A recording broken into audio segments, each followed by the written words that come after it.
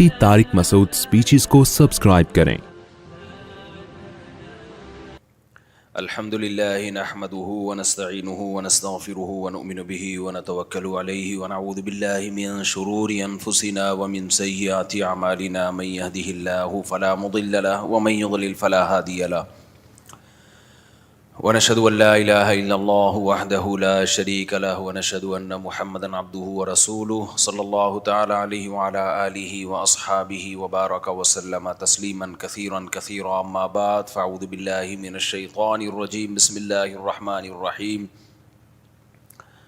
फ़स्बिर सब्रन जमीलन इन्नहुम यरौनहु क़रीब बईदन व नराहु क़रीबा यौम तकूनुस समाउ कल्मुहलि व तकूनुल जिबालु कल्इहन वला यसअलु हमीमुन हमीमा युबस्सरूनहुम यवद्दुल मुजरिमु लौ यफ्तदी मिन अज़ाबि यौमिइज़िन बिबनीहि व साहिबतिहि व अख़ीहि व फ़सीलतिहि अल्लती तुअवीहि व मन फ़िल अर्दि जमीअन थुम्मा युनजीहि कल्ला इन्नहा लज़ा नज़्ज़ाअतन लिश्शवा तदअू मन अदबर व तवल्ला व जमअ फ़अवआ। सूरह मारिज की इन आयात पर बयान चल रहा था। आज यहीं से इंशाअल्लाह इसको मैं शुरू करूँगा। जो लोग इधर बैठे हुए हैं अगर वो इधर आ जाए ना, सारा मजमा इधर को गया हुआ है, सारा यहाँ बंदा ही नहीं है। अब आप अंदाज़ा लगाओ, इतनी सुस्ती अगर किसी कौम में हो कि उसे पता है कि बंदा यहाँ बैठा हुआ है तो दोनों तरफ होना चाहिए ना, तो जो गेट उधर है तो वहाँ से आके उधर ही बैठ रहे हैं, तो यूँ हो जाए थोड़ा सा। तो मुझे इस पे होता है कि जब इतनी कौम में सुस्ती हो तो वो कौम क्या तरक्की करेगी। यानी देखने में भी कितना अजीब सा नहीं लग रहा होता, मजमा बुरा लग रहा होता है कि इधर कोई जा रहे हैं सारे, फिर मुझे यूं करके बयान करना पड़ेगा।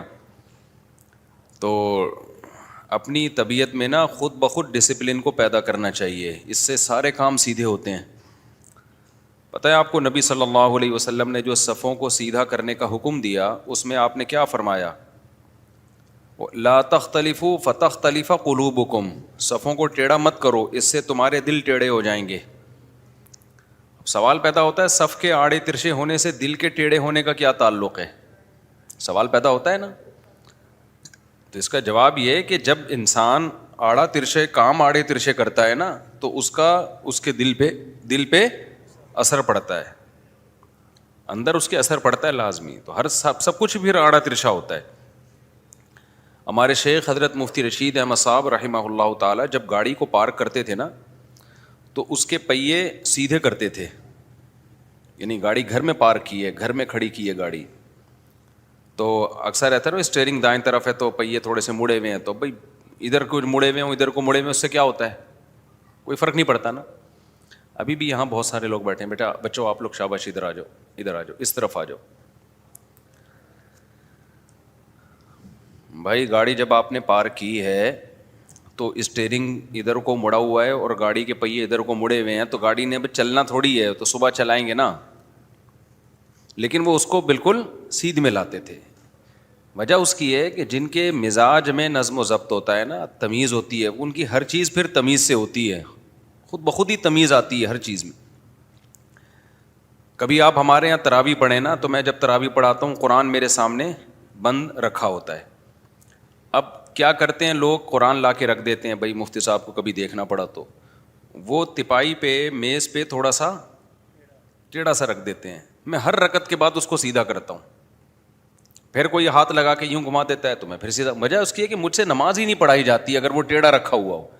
भाई मेज़ अगर ऐसी है तो बुक भी उस पर, चाहे कुरान हो या कोई भी किताब हो, वो भी कैसी होनी चाहिए? सीधी हो ना। टेढ़ी क्यों है? सीधी होनी चाहिए। तो मुझे ख्याल होता है कि ये सबको गुस्सा आ रहा होगा ये देख के। बाद में मैंने अंदाज़ा लगाया किसी को भी नहीं आ रहा होता गुस्सा ये देख के कि ये किताब टेढ़ी क्यों रखी हुई है। तो इस्लाम के मिजाज में तमीज़ है, नज़म है। हम लोग इस्लाम को सिर्फ नमाज रोज़े की हद तक लेते तो उसमें भी नहीं है। अफसोस की बात है, कितने नमाजी मिल जाएंगे आपको, लेकिन कम अज़ कम नमाज रोज़े को इस्लाम समझते ज़रूर हैं। डिसिप्लिन को, तमीज़ को, इसको इस्लाम हम समझते ही नहीं हैं। हालांकि पूरा एक नबी सल्लल्लाहु अलैहि वसल्लम की अहादीस का पूरा एक चैप्टर इसी पे है, मुआशरत, रहन सहन, तमीज़, अदब। तो सफ़ में देखो ना, इमाम बीच में खड़ा होता है, इधर भी और इधर भी, اب ایک طرف بھی صف نکلتی چلی جائے, ادھر بندے ہی نہ ہو, تو امام کتنا برا لگے گا, یار یہ نماز ہو رہی ہے, کیا ہو رہا ہے یہ. اس لیے حکم کیا ہے کہ امام کہاں ہو, بیچ میں. تو دائیں طرف صف ہو, اگر ادھر جگہ خالی ہے تو پھر پہلے ادھر کی پر کریں. لیفٹ سائڈ پہ اگر جگہ خالی ہے تو رائٹ پہ نہ جائیں, آپ اس کو پہلے پر کریں. اور رائٹ پہ جگہ خالی ہے تو لیفٹ پہ نہ جائیں, پہلے پہلی صف مکمل ہوگی پھر اگلی شروع ہوگی. تو یہ ساری احکام قرآن و سنت سے ثابت ہیں. تو یہ سب اس لیے کہ جب نماز ہو رہی ہے تو تمیز سے ہوگی پوری. نبی صلی اللہ علیہ وسلم تو صف کے کھڑے ہونے کے بعد نا آپ وہ تیر لے کے چل رہے تھے کہ بالکل سیدھا کرو. تو ایک صحابی کے کم پیٹ پہ آپ صلی اللہ علیہ وسلم نے وہ تیر لگایا کہ تھوڑا سا پیچھے ہوں, تو ان کے تیر لگا, انہوں نے کہا میں قصاص لوں گا. تو نبی صلی اللہ علیہ وسلم نے اپنا پیٹ کھول دیا کہ ٹھیک ہے تم بھی تیر مار دو. تو انہوں نے آپ صلی اللہ علیہ وسلم کو جو ہے نا بوسہ لیا اور کہا کہ ظاہر ہے وہ تو ایک مزاح کر رہے تھے. تو اس سے کیسے پتہ چلتا ہے کہ بھائی نبی نے صف کے بھی سیدھا کرنے کا کتنا اہتمام کیا ہے. تو نماز بھی بھائی تمیز سے ہو. روزے کا بھی ایک ٹائم ہے یا نہیں ہے؟ غروب آفتاب سے آپ نے 1 سیکنڈ پہلے روزہ کھول دیا, روزہ ہو جائے گا. لا ہے, شریعت کا قانون ہے, اس کو فالو کرنا پڑے گا. آپ نے روزہ رکھا ناروے میں, 22 گھنٹے کا روزہ تھا, ابھی سورج غروب ہونے میں 3 سیکنڈ باقی تھے. آپ نے کہا جہاں اتنا لمبا میں نے روزہ رکھا ہے, ابھی 3 سیکنڈ سے اللہ کوئی جہنم میں تھوڑی ڈال دے گا مجھے, تو میں کھا لیتا ہوں کھجور. ساری دنیا کے سارے مفتی فتویٰ دیں گے بھائی تیرا روزہ صرف یہ نہیں کہ نہیں ہوا, ٹوٹا بھی ہے, اور 2 مہینے کے لگاتار کفارے کے روزے بھی رکھنے ہیں تم نے. 2 مہینہ اب کفارہ. آپ کہو گے اللہ اتنا بڑا ظالم ہے یار, میں نے 21 گھنٹے مکمل کر لیے, 2-3 سیکنڈ کے فرق سے مجھے 2 مہینے کے روزے لازم ہو گئے. لوگ کیا کہیں گے, بھائی اللہ کا قانون جو ہے وہ چینج نہیں ہو سکتا آپ کے جذبات کی وجہ سے. قانون یہی ہے کہ غروب آفتاب کے بعد ہی روزہ کھولنا پڑے گا. سمجھتے ہو گے نہیں سمجھتے تو وہ نہیں چینج ہو سکتا. تو اس لیے اپنی زندگیوں میں تمیز ومیز لانے کی کوشش کرنی چاہیے. اب آپ یہ دیکھو نبی نے سونے کا کیسا خاندانی طریقہ بتایا ہے. ہمارے نبی صلی اللہ علیہ وسلم باوضو ہو کے سوتے تھے, دائیں طرف کروٹ لے کے سوتے تھے, اور بعض روایات میں بھی آتا ہے کہ اپنا ہاتھ اپنے رخسار کے نیچے. بھی مجھے اس روایت کی پوری تحقیق نہیں ہے کہ صحیح ہے یا کمزور ہے, لیکن اتنی تو ہے کہ دائیں کروٹ پہ آپ نے لیٹنے کے انداز سے آپ کو پتہ چل جائے گا بندے میں تمیز کتنی ہے. لوگ آتے ہیں لونڈے لپاڑے نا گھروں میں آتے ہیں, کیسے ایک ٹانگ مشرق کی طرف, ایک شمال کی طرف, ایک جنوب کی طرف, گردن بالکل ٹیڑھی, زبان ادھر کو نکلی ہوئی ہوگی. ایسا ہی ہے نا, پڑا ہوا ہوگا یوں یوں کر کے. اسی سے پتہ چل جائے گا اس کی زندگی میں کتنا ڈسپلن ہے. مجھے یاد ہے ہمارے ایک ریلیٹیو تھے, ان کے گھر جانا ہوا تو 2 بھائی نا, جوان بھائی بستر پہ سو رہے ہیں, ایک اس بیڈ پہ ایک اس بیڈ پہ. تو ان کے گھر والوں نے مجھے بتایا کہ یہ دیکھیں, ایک میں کہ مزاج میں تمیز ہے, دوسرے میں تمیز نہیں ہے. تو ایک بڑی تمیز سے سو رہا تھا, ایسے تمیز سے نا اپنے کپڑوں کو سمیٹ کے, دوسرا ایسے آڑا ترچھا, نا پتہ ہی نہیں کون سے پرزے کدھر کو جا رہے ہیں اس کے, کچھ پتہ ہی نہیں. تو میں نے کہا اس کے اثرات ان کی زندگی میں بھی ہوں گے. انہوں نے کہا بالکل 100% ایسا ہی ہے. یہ جو تمیز سے ہمارا بیٹا سو رہا ہے نا, یہ ہر چیز میں ڈسپلن ہے, اس کے تمیز ہے, پیسوں کے لین دین میں بھی 1 نمبر ہے یہ, اور جھوٹ نہیں بولتا. اور یہ جو دوسرا ہے نا آڑا ترچھا سو رہا ہے, یہ نہ پیسوں کے لین دین میں ٹھیک ہے, کسی سے وعدہ کرے گا اس کو بھی توڑے گا. تو اس سے پتہ چلتا ہے کہ آپ کی ہر چیز پہ افیکٹ بولو کرتی ہے. تو اس لیے تھوڑا سا تمیز ومیز. خیر ہم کہیں اور نکل گئے. تو میں نے جو سورہ معارج کی آیات تلاوت کی ہیں, ان آیات میں اللہ تعالیٰ نے بتایا کہ جو لوگ یہ کہتے ہیں کہ موت کے بعد زندگی نہیں ہے, پہلے لوگ یہ نہیں کہا کرتے تھے. میں کیوں اس ٹاپک کو بار بار چھیڑتا ہوں؟ دیکھو میں کسی ٹاپک کو بار بار چھیڑ رہا ہوں نا, تو آپ کو بور کرنے کے لیے نہیں چھیڑ رہا ہوتا. جب تک ایک چیز کو بار بار ریپیٹ نہ کیا جائے نا, وہ سوسائٹی میں چلتی نہیں ہے. ایسا نہیں ہوتا ایک دفعہ بیان کیا, کیونکہ ہم جو یہاں بیان کرتے ہیں ہماری نیت ہوتی ہے سوسائٹی کی اصلاح کرنا, جنرل نالج شیئر کرنا ہماری نیت بولو نہیں ہوتی. اگر نالج شیئر کرنا ہوتی تو پھر ایم اے اسلامیات کرو بھائی, پڑھو جا کے, اس میں بھی آپ کو بہت ساری نالج اسلامیات کے بارے میں مل جائے گی. یونیورسٹیاں بہت بنی ہوئی ہیں, مدرسے بھی ہیں, یونیورسٹیاں بھی ہیں. ہمارا مقصد ہوتا ہے اصلاح. تو جب کسی کا مقصد سوسائٹی کی اصلاح کرنا ہو, سوسائٹی میں جو غلط ہو رہا ہے اس کو ٹھیک کرنا ہو, تو وہ ایک ٹاپک کو بار بار ریپیٹ کرے گا تاکہ لوگ اس کو سیریس لینا شروع کریں, ورنہ سیریس لیتے نہیں ہیں. اب عدالتی خلا کو میں نے بہت گھمایا تو تھوڑا سا لوگ نے سیریس لینا شروع کیا, اور کمال کی بات میری سپورٹ میں تو کیا بیان آتا, میری مخالفت میں اس پہ بیان آنا شروع ہو گئے. اور یہ جو بیان دے رہے ہیں کوئی علماء نہیں ہیں, یہ وہ نام نہاد اسکالرز ہیں جن کو قرآن و سنت کے علاوہ سب کچھ پتہ ہے. قرآن و سنت کا ان کو بالکل بھی نہیں پتہ. اب وہ اچھلنا شروع ہو گئے, ان کے پیٹ میں مروڑ ہو گیا ہے. اور میرے کلپ چلا چلا کے نا اس پہ ریئیکشن. حالانکہ ان کو ذرا بھی ڈر نہیں لگتا کہ یہ اس میں بدنام ہو جائیں گے ٹھیک ٹھاک. اگر میں نے ان کو چیلنج کر دیا نا کہ میں آ رہا ہوں اس ٹاپک پہ بات کرتے ہیں, تو یہ بھاگیں گے وہاں سے, کیونکہ عدالتی خلا کے مسئلے پر بھی ان کے پاس نہ کوئی قرآن کی آیت ہے, نہ کوئی حدیث ہے, نہ کسی صحابی کا کوئی قول ہے, ان کے پاس کچھ بھی نہیں ہے. اور یہ جیسے سورج کو دیکھ کے کوئی کہتا ہے نا سورج ہے یہ, ایسے ہی جیسے اسلام میں 5 نمازیں فرض ہیں نا, اس میں کوئی اختلاف ہے. رمضان کے روزے فرض ہیں, اس میں کوئی اختلاف ہے. حج فرض ہے, اس میں اگر کوئی اسکالر کہے کہ ایکچولی میری رائے یہ کہ حج فرض نہیں ہے, تو لوگ اس کو بے وقوف کہیں گے نا. تو بالکل اسی طرح یہ مسئلہ بھی اسلام میں طے شدہ ہے کہ نکاح ختم کرنے کا رائٹ کس کے پاس ہے, مرد کے پاس ہے. عدالت کے پاس چند صورتوں کے علاوہ نکاح ختم کرنے کا رائٹ نہیں ہے. اس میں اللہ نے مرد کو سپیریئر بنایا ہے. یہ تو طے شدہ حقیقت ہے. یہ تو لطیفہ ہے جو یہ اسکالرز آ کے اپنی جہالت کو دنیا کے سامنے بتا رہے ہیں کہ بھائی نہیں فلانی حدیث مشکات کی حدیث. ہمیں تو ہنسی آ رہی ہوتی ہے کہ بھائی تمہیں کسی نے کہا تم سے خلا کا مسئلہ پوچھا ہے, تم کیوں اپنی بے عزتی کرا رہے ہو. لیکن بعض دفعہ انسان کو اپنی بے عزتی کرانے کا شوق ہوتا ہے. بھائی تمہارا ٹاپک نہیں ہے, تم مفتی نہیں ہو, تمہیں شرعی مسائل کا علم نہیں ہے, تم چھوڑ دو یہ مسئلے علماء کے لیے. لیکن نہیں ہے, بعض لوگوں کو شوق ہوتا ہے طبیعت سے ذلیل ہونے کا, شوق ہوتا ہے ذلیل ہونے کا.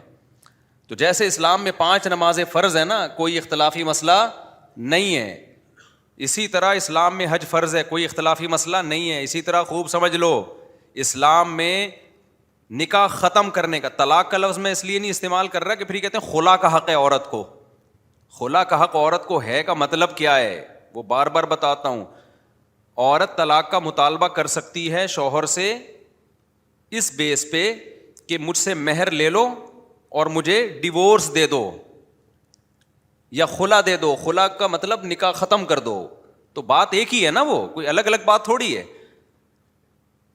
مطالبہ عورت کی طرف سے ہوگا طلاق کا تو اس کو خلا کہا جاتا ہے. تو شوہر خلا کے پیپر پہ سائن کر دے یا زبان سے کہہ دو تو ٹھیک ہے, نہیں کرے گا تو نہیں ہوگا. سمجھتے ہو بات کو کہ نہیں سمجھتے؟ یہ اتنی 1 2 اور 2 4 کی طرح حقیقت ہے نا. اچھا, ان لوگوں میں جو آج کل کے اسکالرز آ رہے ہیں, قرآن و سنت سے تو بالکل فارغ ہیں یہ لوگ, عقل سے بھی فارغ ہیں. مجھے ایک بات بتاؤ, تھوڑی سی کامن سینس ہو اگر کسی میں, اگر خلا کا اس طرح سے عورت کے پاس حق ہوتا کہ شوہر راضی نہیں بھی ہو وہ اس سے طلاق لے سکتی ہے بذریعہ کورٹ, تو گرل فرینڈ بوائے فرینڈ میں اور میاں بیوی میں بنیادی فرق کیا ہے پھر؟ یعنی سینس لیس باتیں کر رہے ہیں, سینس لیس, جس کی نہ سر نہ پیر. آپ خود سوچو نا, اگر عورت کے پاس کورٹ سے جب چاہے خلا لے سکتی ہے, بیس یہ بنائے کہ مجھے نہیں رہنا, مجھے منع کے ابا اب پسند نہیں. جب تک منا پیدا نہیں ہوا تھا اس وقت تک تو پسند تھے, تبھی تو پیدا ہو گیا. کیا خیال ہے بھائی؟ ورنہ جج کہے گا نا جب پیدا نہیں ہوا تھا تو پھر تو پیدا کیسے ہو گیا اگر تجھے پسند نہیں تھے یہ. تو جب تک پیدا نہیں ہوا تھا اس وقت تو یہ منع کے ابا مجھے بہت پسند تھے, اب مجھے منع کے ابا پسند ہیں مگر یہ والا منا نہیں, پڑوسیوں کا جو منا ہے نا اس کے ابا پسند ہے مجھے. یہ جو آج کل کے اسکالرز آ رہے ہیں نا, مشہور اسکالر, میں نام نہیں لیتا اب اس کا, وہ تو سب کو پتہ ہی ہے, انہوں نے آج کل اس مسئلے کو بلا وجہ اپنے آپ کی اپنی بےزتی کرانے کے لیے بلا وجہ اس مسئلے کو میڈیا پہ چلانا شروع کر دی ہے. کوئی ایک حدیث بھی نہیں ہے اس پہ بھائی جو جس خلا کی آپ بات کر رہے ہو, کیونکہ اس کا سیدھا سیدھا مطلب یہ ہوا کہ جیسے ڈیورس کا حق مرد کے پاس ہے, یعنی نکاح ختم کرنے کا حق مرد کے پاس ہے, اسی طرح کس کے پاس ہے؟ عورت کے پاس. فرق صرف یہ ہے کہ مرد خود دے سکتا ہے, عورت کورٹ سے لے سکتی ہے. تو اس کا مطلب کہ کورٹ کے پاس بھی حق ہے کہ آپ کی بیوی کو طلاق دے سکتے ہیں, یعنی جج کے پاس بھی حق ہے کہ جیسے وسیم بھائی اپنی بیوی کو طلاق دے سکتے ہیں, ایسے ہی ستار بھائی بھی دے سکتے ہیں آپ کی بیوی کو طلاق, بشرطے کہ وہ جج ہوں. یہ مطلب نکلا کہ نہیں نکلا؟ یعنی اب اگر مجھے کسی کی بیوی کو طلاق دینی ہے تو میں جج بن جاؤں, بہترین حل ہو گیا کہ نہیں ہو گیا؟ کیا خیال ہے؟ پاگل ہیں, خدا کی قسم یہ لوگ پاگل ہیں. جب ہم دیکھتے ہیں نا یوٹیوب پہ ان کی کلپ اور نیچے لوگوں کے کمنٹس کے وہ کیا ہے, ایک ہی آدمی ہے جو سب کو للکار رہا ہے, تو میں حیران ہوتا ہوں یار تم بھی جاہل ہو اور تمہارے جو پیر و مرشد ہے وہ تم سے بھی بڑا کیا ہے؟ فارغ ہے, بالکل ہی فارغ ہے. تو یہ ایک مسئلہ نہیں ہے, درجنوں مسائل میں پھینکتے چلے جاؤ, پھینکتے چلے جاؤ, پھینکتے چلے جاؤ, کوئی پوچھنے والا نہیں ہے. زیرو علم ہے ان لوگوں کے پاس. تو اگر مجھے, میں وہ بات کمپلیٹ کر دوں, اگر یہ میں اس لیے بار بار ریپیٹ کر رہا ہوں کہ اب بولنے سے نا بات اٹھنا شروع ہوئی ہے, اور میں اس ٹاپک کو زیادہ بولتا ہوں جس میں دوسرے علماء کچھ بھی نہیں بول رہے ہوتے, تو پھر مجھے بہت بار بار بولنا پڑتا ہے تاکہ اٹھے یہ مسئلہ قوم میں, لوگوں کو پتا چلے ایسے خلا نہیں ہوتا, فیملی سسٹم تباہ ہو رہا ہے. پتہ ہے آپ کو ایک کوئی واقعہ سناتا ہوں میں. میرے پاس ایک ملک سے فون آیا, میں کنٹری کا نام نہیں بتاؤں گا تاکہ ان کے گھر کا مسئلہ لوگوں کے سامنے نہ آئے. فون آیا, پہلے میرے جو ہے نا اسسٹنٹ کا فون آیا کہ وہ ایک بندہ بہت ہی پریشانی میں آپ کو کال کر رہا ہے اور فلاں سے نا ملا کے بہت ضرورت ہے اس کو. میں نے کہا ٹھیک ہے میری بات, میں اس وقت جاپان میں تھا. میں نے کہا جی بات کرائیں. تو مرد نے کہا کہ بھائی میری جو وائف ہے نا اس نے اسکالر کا بیان سنا ہے, وہ جو مشہور اسکالر ہیں کا بیان سنا ہے, اور کہا ہے کہ عورت کو بھی اللہ نے خلا کا حق دیا ہے, میں کورٹ سے جب چاہوں خلا لے سکتی ہوں. اگرچہ بلا وجہ خلا لینا انہوں نے کہا ہے ناجائز ہے, مگر خلا لیں گی تو ہو جائے گا. یہ تکلف کر دیا کہ یہ عمل جائز نہیں ہے, لیکن خلا لے گی تو کیا ہوگا؟ ہو جائے گا. تو میں نہیں اپنے ہسبینڈ کے ساتھ رہنا چاہتی. ان کی بیوی کا یہ بیان ہے. پہلے تو اس کا یہ بیان ہے کہ میرے 5 بچے ہیں. میرے کتنے بچے ہیں؟ 5 بچے. میں نام لے بھی دوں اب کیا جا رہا ہے, تو سب کو پتہ ہے کینیڈا سے فون آیا تھا اور 5 ہی بچے تھے ان کے. میں اکثر وہ کرتا ہوں کہ کردار چینج ہو جائے نا, لیکن یہ مسئلہ ایسا ہے کہ اس میں چینج کرنے کی ضرورت نہیں ہے. تو انہوں نے کہا جی, اس شخص نے کہا کہ میرے 5 بچے ہیں اور اب میری وائف کینیڈا میں کورٹ سے طلاق لے رہی ہیں, میں اس پہ راضی نہیں ہوں. اور انہوں نے فلاں اسکالر کا بیان سنا ہے, اس نے کہا ہے کہ مشکات پر اور فلانے پر اور ڈمکانے پر اتنی حدیثیں ہیں.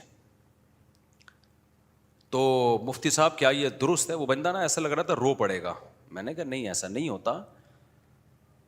آپ کیا کوئی ظلم کر رہے ہیں ان کے ساتھ؟ کوئی کہتے ہیں نہیں میں نے کہا آپ اپنی وائف سے بات کرائیں. انہوں نے مجھے خود کہا کہ میں آپ کی بات کرواتا ہوں.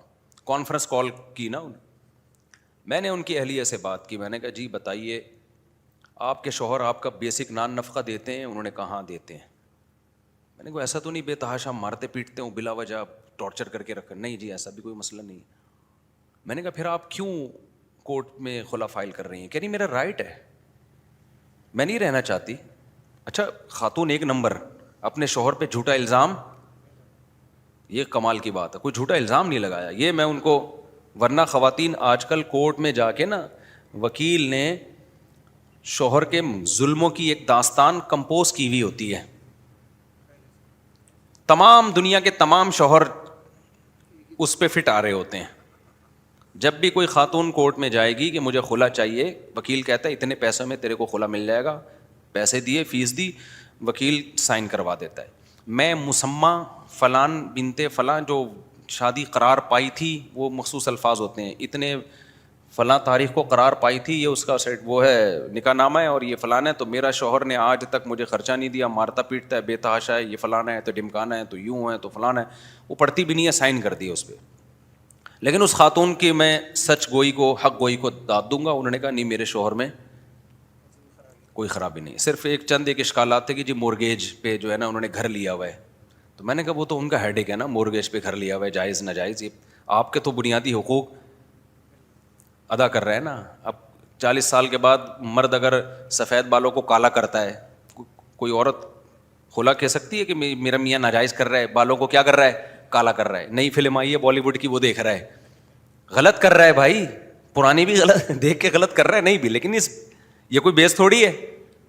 میں نے کہا آپ کے بیسک حقوق, بیسک کا مطلب اس لیے یہ قید بڑھائی جاتی ہے کہ تھوڑی بہت اونچ نیچ تو ہر گھر میں ہوتی ہے, بیسک حقوق.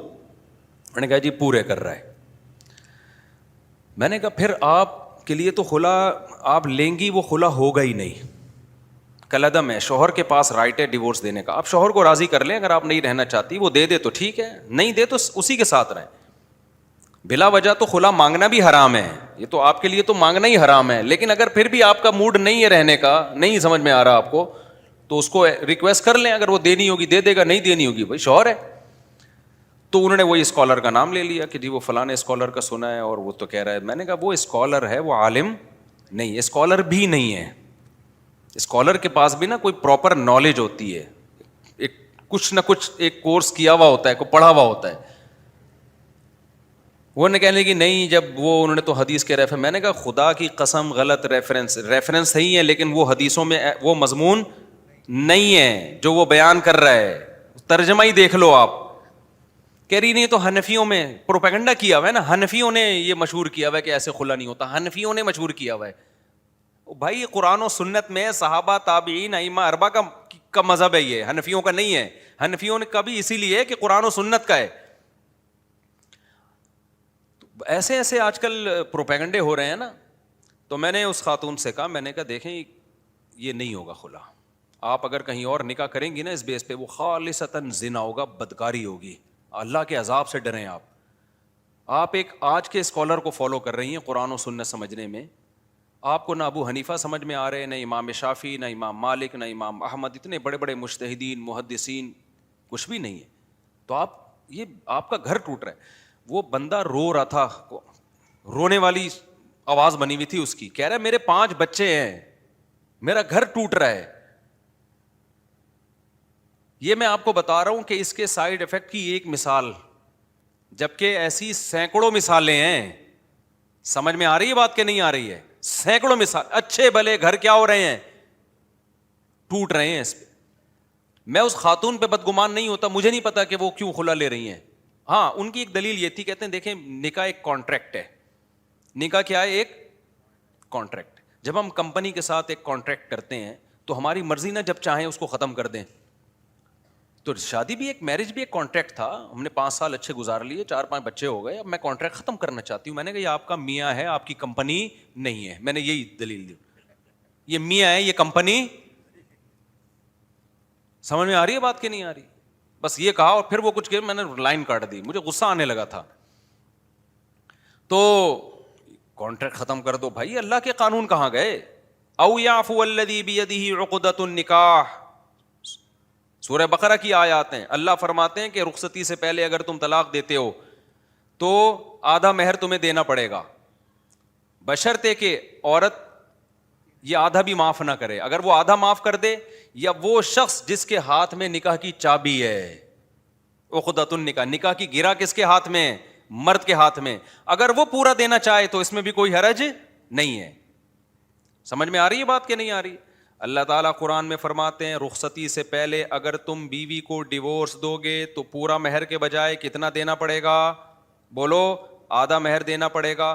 اللہ کہتے ہیں الا ان یعفونا, اللہ یہ کہ وہ عورتیں معاف کر دیں, بولے ہمیں آدھا بھی نہیں چاہیے. او یعفو الذی بیدہ عقدۃ النکاح, یا وہ شخص پورا دے دے جو جس کے ہاتھ میں نکاح کی گرہ ہے. اس سے پتہ چلتا ہے نکاح کی گٹھان کون کھول سکتا ہے؟ جج نہیں کھول سکتا. جج صرف اپنی بیوی کے نکاح کی گٹھان کھول کے اس کو آزاد کر سکتا ہے. شوہر ہے جو اپنی بیوی کی نکاح کی گٹھان کو بولو کھول سکتا ہے. یہ صدیوں سے امت میں یہی چلا, جب تک جنرل مشرف نے قانون چینج نہیں کیا تھا, کوڈ میں بھی یہ قانون نہیں تھا. جو قانون جنرل مشرف بنا کے گیا ہے اس کو آج کا اسکالر جو ہے وہ کہہ رہا ہے کہ یہ قرآن و سنت کے مطابق ہے. جو خلافتوں میں صدیوں سے صحابہ تابعین تابع تابعین سے لے کے آج تک چلا آ رہا ہے، چاروں اماموں کا، اس کہتے ہیں فقہ حنفی کا ہے یہ. تو اس سے آپ سمجھ رہے ہیں، چاہ رہے ہیں کہ وہ جو بخاری کی حدیث ہے نا جس میں آتا ہے کہ قرب قیامت میں اللہ علم کو نہیں اٹھائے گا، علماء کو اٹھائے گا، جس کا نتیجہ یہ نکلے گا کہ لوگ جاہلوں کو اپنا سردار بنا لیں گے. فضلوا واضلوا فافتوا بغیر علم، ان کے پاس صحیح نالج نہیں ہوگی، وہ خود بھی گمراہ ہوں گے اور دوسروں کو بھی گمراہ کریں گے. یہ ہے وہ گمراہی. سمجھ میں آ رہی ہے بات کہ نہیں آ رہی؟ تو میں اس مسئلے کو بہت زیادہ اس لیے اٹھا رہا ہوں کہ دوسرے علماء اٹھا نہیں رہے اس مسئلے کو. نتیجہ کیا نکل رہا ہے؟ آپ کا فیملی سسٹم گیا برباد. وفاقی شرعی عدالت کے جج سے کچھ دن پہلے ملاقات ہوئی، بڑے معقول آدمی ہیں. میں نے ان سے کہا، میں نے کہا حضرت یہ کو عدالتی خلا کیا بنا دیا آپ لوگوں نے؟ اس کے اتنے بھیانک نتائج نکلیں گے نا، ابھی آپ کو پتہ نہیں ہے ہونے والا کیا ہے. اسلام نے جب مرد کے ہاتھ میں طلاق کا رائٹ دیا ہے نا کہ نکاح ختم مرد کر سکتا ہے عورت نہیں، اس میں بہت ساری حکمتیں ہیں. اس پر تو میں کئی بار بیان کر چکا ہوں کہ مرد کے پاس طلاق کا حق کیوں ہے، یہ عورت کے پاس کیوں نہیں ہے. اس میں عورت ہی کا فائدہ ہے، عورت ہی کا فائدہ ہے اس میں. اب ان حکمتوں پر میں بات نہیں کروں گا، ابھی یہ کئی دفعہ بیان ہو چکا ہے. میں نے جج صاحب سے کہا، میں نے کہا دیکھیں آپ کائنڈلی اس کو چینج کریں، مجھے بتائیں کوئی اس کے خلاف اگر درخواست دائر کرنی ہے. وہ اس کو مجھے لگ رہا تھا سیریس نہیں لے رہے. میں نے کہا حضرت پتہ اس سے ہونے والا کیا ہے؟ بعض دفعہ نا دلائل سے بات سمجھاؤ نہیں آتی سمجھ میں. وہ کہنے لگے وہ بخاری کی حدیث ہے جس میں آتا ہے نبی صلی اللہ علیہ وسلم نے حضرت جمیلہ کو بلایا، ان کو اپنے شوہر پسند نہیں تھے تو حضرت جمیلہ کو کہا کہ ان کے شوہر کو کہا کہ اپنی وائف کو طلاق دے دو، تو انہوں نے دے دی. تو یہ ہے نا خلا. میں نے کہا ان کے شوہر طلاق دے رہے ہیں، ادھر کون طلاق دے رہا ہے؟ یہ تو خود نبی نے نکاح ختم نہیں کیا، حالانکہ وہ پیغمبر تھے، ان کو پتا تھا طلاق کا حق کس کے پاس ہے؟ شوہر کے پاس ہے. ادھر بھی شوہر کو بلا کے مشورہ دیا جا رہا ہے. وہ آرڈر بھی مشورے کے معنی میں تھا. جیسے قرآن میں بعض صیغے آرڈر کے ہیں لیکن وہ حکم کے معنی میں نہیں ہے، یعنی وجوب کے معنی میں نہیں ہے، وہ مشورے کے معنی میں ہے. جیسے نبی صلی اللہ علیہ وسلم نے صحابہ کو حکم دیا نا کہ تعبیر نخل، نر اور مادہ کھجوروں کو نہیں ملایا کرو ان کے پھولوں کو، تو آپ نے فرمایا یہ میرا کوئی وجوبی حکم نہیں ہے، کیونکہ دنیا کا معاملہ ہے نا یہ کہ کس نے اپنی بیوی کو رکھنا ہے، کس نے چھوڑنا ہے، کس نے نر مادہ کھجوروں کے پھولوں کو ملانا ہے، نہیں ملے تو دنیاوی معاملہ ہے. تو اس لیے نبی نے فرمایا ان اذا امرتکم بشیء فاتقوا اللہ ما استطعتم، جب میں دنیا کے معاملے میں کوئی حکم دوں تو جب دین کے معاملے میں حکم دوں تو اللہ سے ڈرو، اور جب دنیا کے معاملے میں حکم دوں تو تم مجھ سے زیادہ بہتر جانتے ہو. دیکھو ایک اور مثال میں اس کی دوں. حضرت بریرہ رضی اللہ تعالی عنہا کسی کی غلام تھیں، باندھی تھیں. آپ لوگ کی توجہ ہے، بور تو نہیں ہو رہے؟ کچھ علمی موضوعات سے لوگ بور ہونا شروع ہو جاتے ہیں. حضرت بریرہ جو تھی نا، حضرت بریرہ یہ غلام تھیں، باندھی تھیں. ان کی شادی ہوئی تھی کسی شخص سے، حضرت مغیث رضی اللہ تعالیٰ عنہ سے. یہ حضرت مغیث کی بیوی تھیں اور اپنے مولا کی باندھی. اسلام میں مولا اپنی باندھی سے ریلیشن قائم کر سکتا ہے، جو سیکشول ریلیشن ہوتا ہے، لیکن جب اس کی شادی کرا دے تو پھر اس سے وہ ریلیشن قائم نہیں کر سکتا. سمجھ میں؟ کیونکہ اب اس کے شوہر کا اس پر حق ہے. ایسا اسلام میں بغیرتی نہیں ہے کہ ایک عورت ہے تو دو تین مرد اس سے تعلق قائم کر سکتے ہوں، ایسا نہیں ہے. اب اسلام نے عورت کو یہ رائٹ دیا ہے، جو باندھی ہے نا، باندھی، اس کا شوہر اس کو 2 طلاقیں دے گا تو نکاح مکمل ختم ہو جائے گا، کیونکہ باندھی پر مرد کو ملکیت آدھی آتی ہے، لہذا 3 طلاق دینے کی ضرورت نہیں ہوتی نکاح سے نکالنے کے لیے. 2 سے بھی نکاح، اب 1.5 ہونا تو 1.5 چاہیے، لیکن طلاق 1.5 ہوتی نہیں ہے، تو 2 طلاقوں سے کیا ہو جائے گی؟ وہ 2 طلاقوں سے ہی نکاح مکمل ختم ہو جاتا ہے. اب جب باندھی آزاد ہوتی ہے نا تو مرد کو اس پر ایک اور طلاق کا حق آتا ہے کہ اب 2 سے نہیں بلکہ 3 طلاقوں سے آزاد ہوگی یہ. تو اب مرد کی ملکیت اس پہ بڑھ رہی ہے نا. جب بڑھ رہی ہے تو شریعت باندھی کو آپشن دیتی ہے کہ تم اس پرانے نکاح کو باقی رکھنا چاہو تو باقی رکھو، ختم کرنا چاہو تو بولو ختم کر دو. اب سمجھو بات کو. ہوا یہ کہ نبی صلی اللہ علیہ وسلم یعنی جب ان کے مولا نے ان کو آزاد کیا، حضرت بریرہ کو، جب حضرت بریرہ کو آزاد کیا تو حضرت بریرہ کے پاس اسلام کے قانون کی روح سے طلاق کا حق آ گیا. کیوں؟ شوہر کو 2 کے بعد 3 کا اختیار بڑھ رہا ہے نا، ملکیت بڑھ رہی ہے شوہر کی. تو باندھی کے پاس رائٹ ہو گیا کہ اب اپنے پرانے نکاح کو چاہو تو باقی رکھو، چاہو تو اس کو ختم کر دو. حضرت بریرہ نے ارادہ کیا کہ میں اپنے نکاح کو ختم کرتی ہوں. حضرت مغیث جو تھے نا, جو حضرت بریرہ کے شوہر تھے, وہ عشق کی حد تک اپنی بیوی سے محبت کرتے تھے, بہت زیادہ ان کو محبت تھی اپنی زوجہ سے. وہ بہت سخت ڈپریشن میں, ٹینشن میں چلے گئے. ہمارے نبی صلی اللہ علیہ وسلم نے حضرت بریرہ کو حکم دیا, وہاں بھی آرڈر کا صیغہ ہے کہ تم ان سے نکاح کر لو. انہوں نے فرمایا یا رسول اللہ, یہ آپ کا آرڈر ہے یا مشورہ ہے؟ سمجھ رہے ہیں؟ فرمایا مشورہ ہے. حالانکہ صیغہ وہاں بھی آرڈر کا تھا, لیکن ظاہر ہے کس نے کس سے نکاح کرنا ہے نہیں کرنا, نارملی تو یہ انسان کی پرسنل لائف ہے نا. تو ہمارے نبی کی عادت نہیں تھی کہ ان چیزوں میں کسی پہ کو فورس کریں. ایک واقعہ ہمیں ملتا ہے کہ نبی صلی اللہ علیہ وسلم نے حضرت زینب کو حکم دیا کہ وہ زید ابن حارثہ سے نکاح کریں. اس میں حکمتیں تھیں, کیونکہ اللہ تعالیٰ چاہتے تھے منہ بولے بیٹے کی جو بیوہ ہے نا اس کو لوگ حلال سمجھیں, حرام نہ سمجھیں, اس کی مطلقہ کو لوگ حلال سمجھیں. لیکن نارملی جہاں بھی دنیا کے معاملات میں آرڈر نبی کا آئے گا تو وہ آرڈر لازمی نہیں ہوگا, وہ مشورے کے طور پر آرڈر ہوگا. تو نبی نے حضرت بریرہ کو حکم دیا کہ تم ان سے دوبارہ نکاح کر لو. حضرت بریرہ نے فرمایا یا رسول اللہ, یہ آپ کا حکم ہے یا مشورہ ہے؟ فرمایا مشورہ ہے. فرمایا میں نہیں مانتی اس مشورے کو. تو نبی ناراض بھی نہیں ہوئے, سمجھ رہے, نبی صلی اللہ علیہ وسلم ناراض بھی نہیں ہوئے کہ بھائی ٹھیک ہے, تو تمہارا جب اللہ نے تمہیں رائٹ دیا ہے کہ نہیں رہنا چاہو تو ہم تھوڑی زبردستی کریں گے تم پہ. لیکن حضرت جو ان کے شوہر تھے نا, ان پہ اتنی قیامت گزری, وہ گلیوں میں پھرتے تھے خاک, ایسے بعض روایات میں آتا ہے خاک ڈالتے تھے یا روتے پھرتے, ابھی مجھے پورے الفاظ یاد نہیں ہیں حدیث کے, بہت زیادہ روتے پھرتے تھے وہ گلیوں میں اپنی بیوی کو یاد کر کے. اور ادھر لوگ سفارش کرتے تھے بریرہ سے, بھائی تمہارا میاں اتنی محبت کر رہا ہے, کر لو ان سے نکاح. وہ کہتی نہیں. وہی بات ہے نا, مجھے آپ بالکل بھی پسند. تو اب کیا ہوا کہ جی حضرت بریرہ, تو نبی صلی اللہ علیہ وسلم نا ایک تعجب سے فرمایا کرتے تھے کہ ایک طرف ان کے شوہر کی محبت دیکھو اور دوسری طرف ان کا اپنے شوہر سے بوجھ دیکھو, دونوں ایکسٹریم لیول پہ پہنچے ہوئے ہیں. تو اس سے صاف پتہ چلتا ہے نکاح طلاق کے معاملے میں ہمارے نبی کی عام عادت یہ تھی کہ کسی کو جبری آرڈر نہیں کیا کرتے تھے. تو حضرت جمیلہ جو حضرت ثابت کی بیوی تھیں, وہ ایک رات گزرنے کے پاس نبی صلی اللہ علیہ وسلم کے پاس آئیں. صحیح بخاری کی حدیث ہے, اور اس حدیث کا عنوان ہے اول خلع فی الاسلام, اسلام میں سب سے پہلا خلا کا واقعہ. یہ کون سا واقعہ تھا؟ خلا کا واقعہ تھا یہ.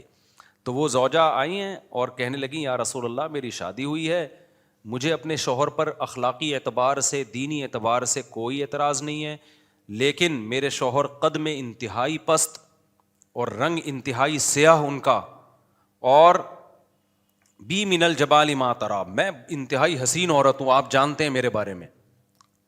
تو میں نہیں, اب وہ بغیر دیکھے نکاح کر لیا تھا. یہ بھی نہیں کہ 5 بچوں کے بعد آئی ہیں, 4 بچے ہو گئے, 1 سال ہو گیا, ولیمہ بھی ہو گیا, سب کچھ ہو گیا, اور جناب بچوں کی ایجوکیشن کمپلیٹ ہو گئی, اب آ رہی ہیں. بھائی ایک رات گزری ہے, اگلے دن آ گئی کہ بھائی دھوکے, یعنی دھوکہ بھی نہیں دیا تھا ان کے شوہر نے, بس کہ بھائی میں نے دیکھا نہیں تھا, میرا خیال تھا واجبی جیسے سب لوگ ہوتے ہیں, لیکن یہ تو بالکل ہی یعنی میری توقعات سے بالکل ہی اپوزٹ نکلے ہیں. تو ایسے موقع پہ جب کہیں یہ مسئلہ ہو گیا ہو تو عدالت یا جج یا مفتی کو چاہیے کہ وہ شوہر کو مشورہ دے دے کہ یار بیچاری کے ساتھ دھوکہ ہو گیا, اگرچہ تم نے دھوکہ نہیں دیا لیکن اس نے دیکھا نہیں تھا تمہیں, اس کا خیال یہ تھا نارمل جیسے سب ہوتے ہیں اس طرح ہو گے تو گزارا کر لوں گی, بھائی اخلاق کے اور دین کے اچھے ہیں, وہ دین کے لحاظ سے بہت اچھے تھے. اسی وجہ سے حضرت جمیلہ نے فرمایا یا رسول اللہ, دینی اعتبار سے اور اخلاقی اعتبار سے مجھے ان پر کوئی اعتراض نہیں ہے, لیکن نہیں گزارا ہو سکتا. اکرہ الکفر فی الاسلام, میں اسلام میں ناشکری کو پسند کرتی ہوں کہ شوہر بھی مانوں اور پھر ان سے نفرت بھی رکھوں, یہ چیز میرے لیے ایکسیپٹیبل نہیں ہے. جب شوہر ہے تو پھر سر کا تاج بنانا پڑے گا اس کو, تو میں نہیں, اب یہ میرے لیے ممکن نہیں ہے. تو ایسے موقع پہ کوئی بھی عقل مند ہوگا وہ کیا کہے گا؟ بھائی شوہر کو مشورہ دے گا یار چھوڑ دے بیچاری کی جان, یہی کہے گا نا, غلطی سے ہو گئی شادی, کیا خیال ہے بھائی؟ اب وہ تجھے ذہنی طور پر ایکسیپٹ کرے گی نہیں, اللہ رسول کی وعیدیں سن کے اور جہنم کی آیات سن کے تیری اطاعت کرے گی, کتنے دن کرے گی وہ؟ محبت ہی نہ ہو تو کیسے گزارا ہوتا ہے؟ تھوڑا بہت ڈفرینس ہوتا تو گزارا کر لیتے. ہمارے پاس کوئی ایسا کیس آئے نا, کوئی آڑے ترشے کی شادی کسی خوبصورت سے ہو جائے, تو ہم کہتے ہیں بھائی تھوڑا بہت ہے ڈینٹنگ پینٹنگ سے صحیح کر لیں گے. ہاں اتنا خراب ہے کہ کھول کے دوبارہ جوڑنا پڑے گا, اب یہ پاسبل نہیں ہے نا انسانوں میں, یا میٹرک پاس لڑکی کی شادی ہو گئی پی ایچ ڈی سے, انہوں نے پہلے بتایا تھا کہ جی ماسٹر کیا ہوا ہے, ماسٹرز ہے یہ لڑکا, اب پتہ چلا کہ 8ویں سے بھاگا ہوا ہے. تو اتنا کوئی مسئلہ ہو جائے تو ایسے موقع پہ شوہر کو مشورہ دے دینا چاہیے کہ بھائی اس کی جان چھوڑ دے. وہ بھی مشورہ ہی ہے, آرڈر نہیں دیا جا سکتا, زبردستی نہیں کی جا. زبردستی جب کی جائے گی جب شوہر ظالم ہو. سمجھ رہے ہو کہ نہیں سمجھ رہے؟ جب ظلم کر رہا ہے وہ. تو نبی صلی اللہ علیہ وسلم نے ان کو بلایا, ان کے شوہر کو, اور فرمایا اپنا باغ لے لو, طلقہا, ان کو طلاق دے دو. اب یہ طلقہا کے لفظ سے یہ لوگ اس سے دلال کرتے ہیں کہ دیکھو نبی تو آرڈر دے رہے ہیں کہ ان کو طلاق دے دو. بھائی یہ آرڈر ایسا ہی ہے جیسے حضرت بریرہ کو آرڈر دے رہے تھے اپنے شوہر سے نکاح کر لو. یہ مشورے والا آرڈر ہے, پوری امت کا اس پر اجماع ہے. آج کل کے کچھ اسکالرز نے کہنا شروع کر دیا کہ مشورہ تھا یہ, سوری مشورہ نہیں تھا, یہ وجوبی حکم تھا, آرڈر تھا کہ دینی پڑے گی. اچھا اگر مان لو یہ آرڈر تھا اور زبردستی تھی, تو دوسری طرف یہ کہتے ہیں زبردستی کی طلاق واقع نہیں ہوتی. تو کہیں ایک جگہ یہ ٹکتے نہیں ہیں, صحیح ہے نا. اگر یہ زبردستی تھی تو کسی کی مرضی کے بغیر زبردستی جب آپ طلاق دلوائیں گے واقع ہو جائے گی. ہمارے نزدیک تو ہو جاتی ہے, ان کے نزدیک نہیں ہوتی.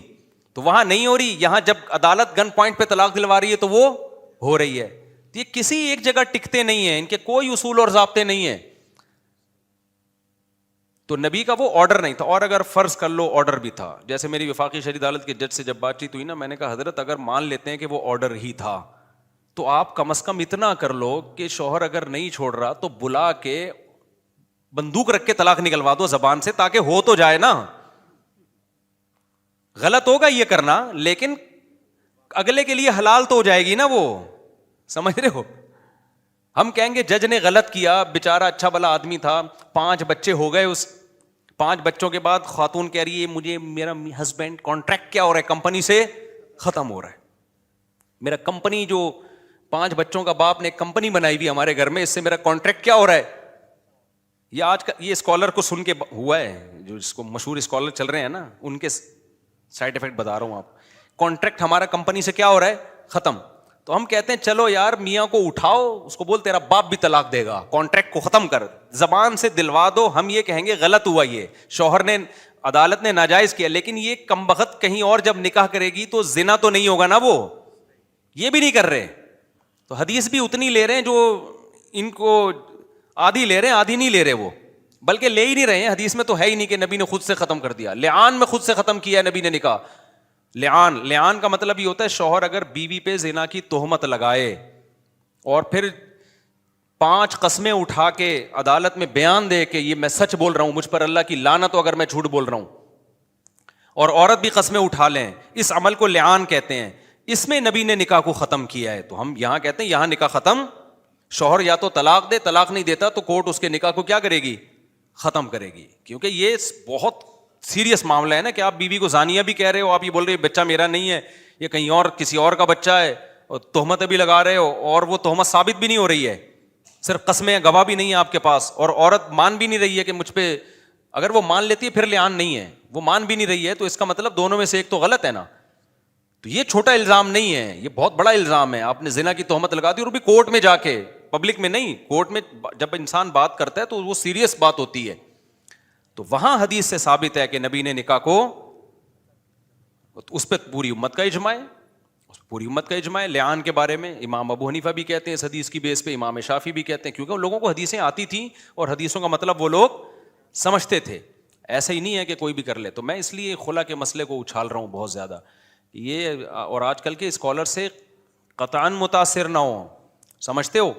ایک اور مسئلہ بھی نیا ابھی آج کل مارکیٹ میں چلا دیا ہے, پتہ نہیں کیا کیا مسئلے چل رہے ہیں. خیر, دوسرا جو میں مسئلہ طلاق ثلاث پہ اٹھاتا ہوں, بہت زیادہ بار بار اٹھا رہا ہوں, وجہ اس کی یہ ہے کہ یہ بھی ایسے ہی ہے بنایا ہوا ہے. 3 طلاقیں 3 ہی ہوتی ہیں, قرآن حدیث اجماع امت سے ثابت ہیں, بعد میں اختلاف ہوا ہے, اور پھر لوگ ہمارے علماء کا بھی حوالہ دے رہے ہوتے ہیں, آپ کے فلاں دیوبندی مفتی نے لکھا ہے کہ اس میں اختلاف ہے. تو دیوبندی مفتی کے لکھنے سے اختلاف ثابت نہیں ہوتا. ہم دیوبندیوں کے مقلد نہیں, ہم قرآن و سنت. پہلے بتاؤں ہمارا موقف کیا ہے. ہم قرآن و سنت کو مانتے ہیں اور اجماع صحابہ کو. ہاں, جن مسائل میں اختلاف ہے, جن مسائل میں کیا ہے اختلاف ہے. قرآن و سنت میں دونوں طرح کی چیزیں ملتی ہیں, تو اس اختلاف کو خود حل کرنے کے بجائے ہم کہتے ہیں جو مجتہدین نے حل کر دیا ہے اس کو مان لو, اپنی رائے لوگوں کے سامنے پیش نہ کرو, کیونکہ ہم ان کے مقابلے میں ہماری 2 ٹکے کی اوقات نہیں ہے. اب چونکہ ان میں 4 امام ہیں جنہوں نے اس پہ کام کیا ہے اختلافی مسائل میں, اور اختلاف وہیں ہوتا ہے جہاں دلائل دونوں طرف ہوتے ہیں, تو ہم یہ کہتے ہیں کہ ان میں سے کسی ایک کو فالو کر لو, دوسرے کو بھی ٹھیک سمجھو. یہ بہترین موقف ہے بھائی جو ہمارا ہے, سمجھتے ہو, اور یہی علماء دیوبند کا موقف ہے. باقی یہ تھوڑی کہ ہم نے کوئی علماء دیوبند کا کلمہ پڑھا ہے کہ کسی دیوبندی مفتی نے کچھ بھی لکھ دیا تو ہمارے خلاف حجت پہ پیش کر رہے ہو. یہ تو کہاں سے ثابت ہے بھائی؟ ہم خود اس سے, اور ہمارے علماء دیوبند کا بھی یہی موقف ہے. اگر ہم دیوبندی کا مطلب یہ ہوتا کہ ہمارے اکابر نے جو لکھ دیا وہ پتھر پہ لکیر بن گیا, تو میرے شیخ تو مفتی رشید احمد صاحب تھے, میں ان سے باقاعدہ بیعت تھا, آسن الفتاوی میں ان کے چند مسائل سے ہم نے اختلاف کیا ہے. سمجھتے ہو کہ نہیں سمجھتے؟ ہم نے ان سے اختلاف کیا ہے. پھر مفتی رشید احمد صاحب نے بعض مسائل میں اپنے اکابر سے اختلاف کیا ہے. تو یہ تو چلتا آ رہا ہے علماء میں شروع سے. تو ہم قرآن و سنت کو مانتے ہیں, ہم نے کلمہ پیغمبر کا پڑھا ہے, قرآن و سنت کو مانتے ہیں, اور قرآن و سنت کی وہ تشریح جو صحابہ سے کہ اگینسٹ نہ جا رہی ہو.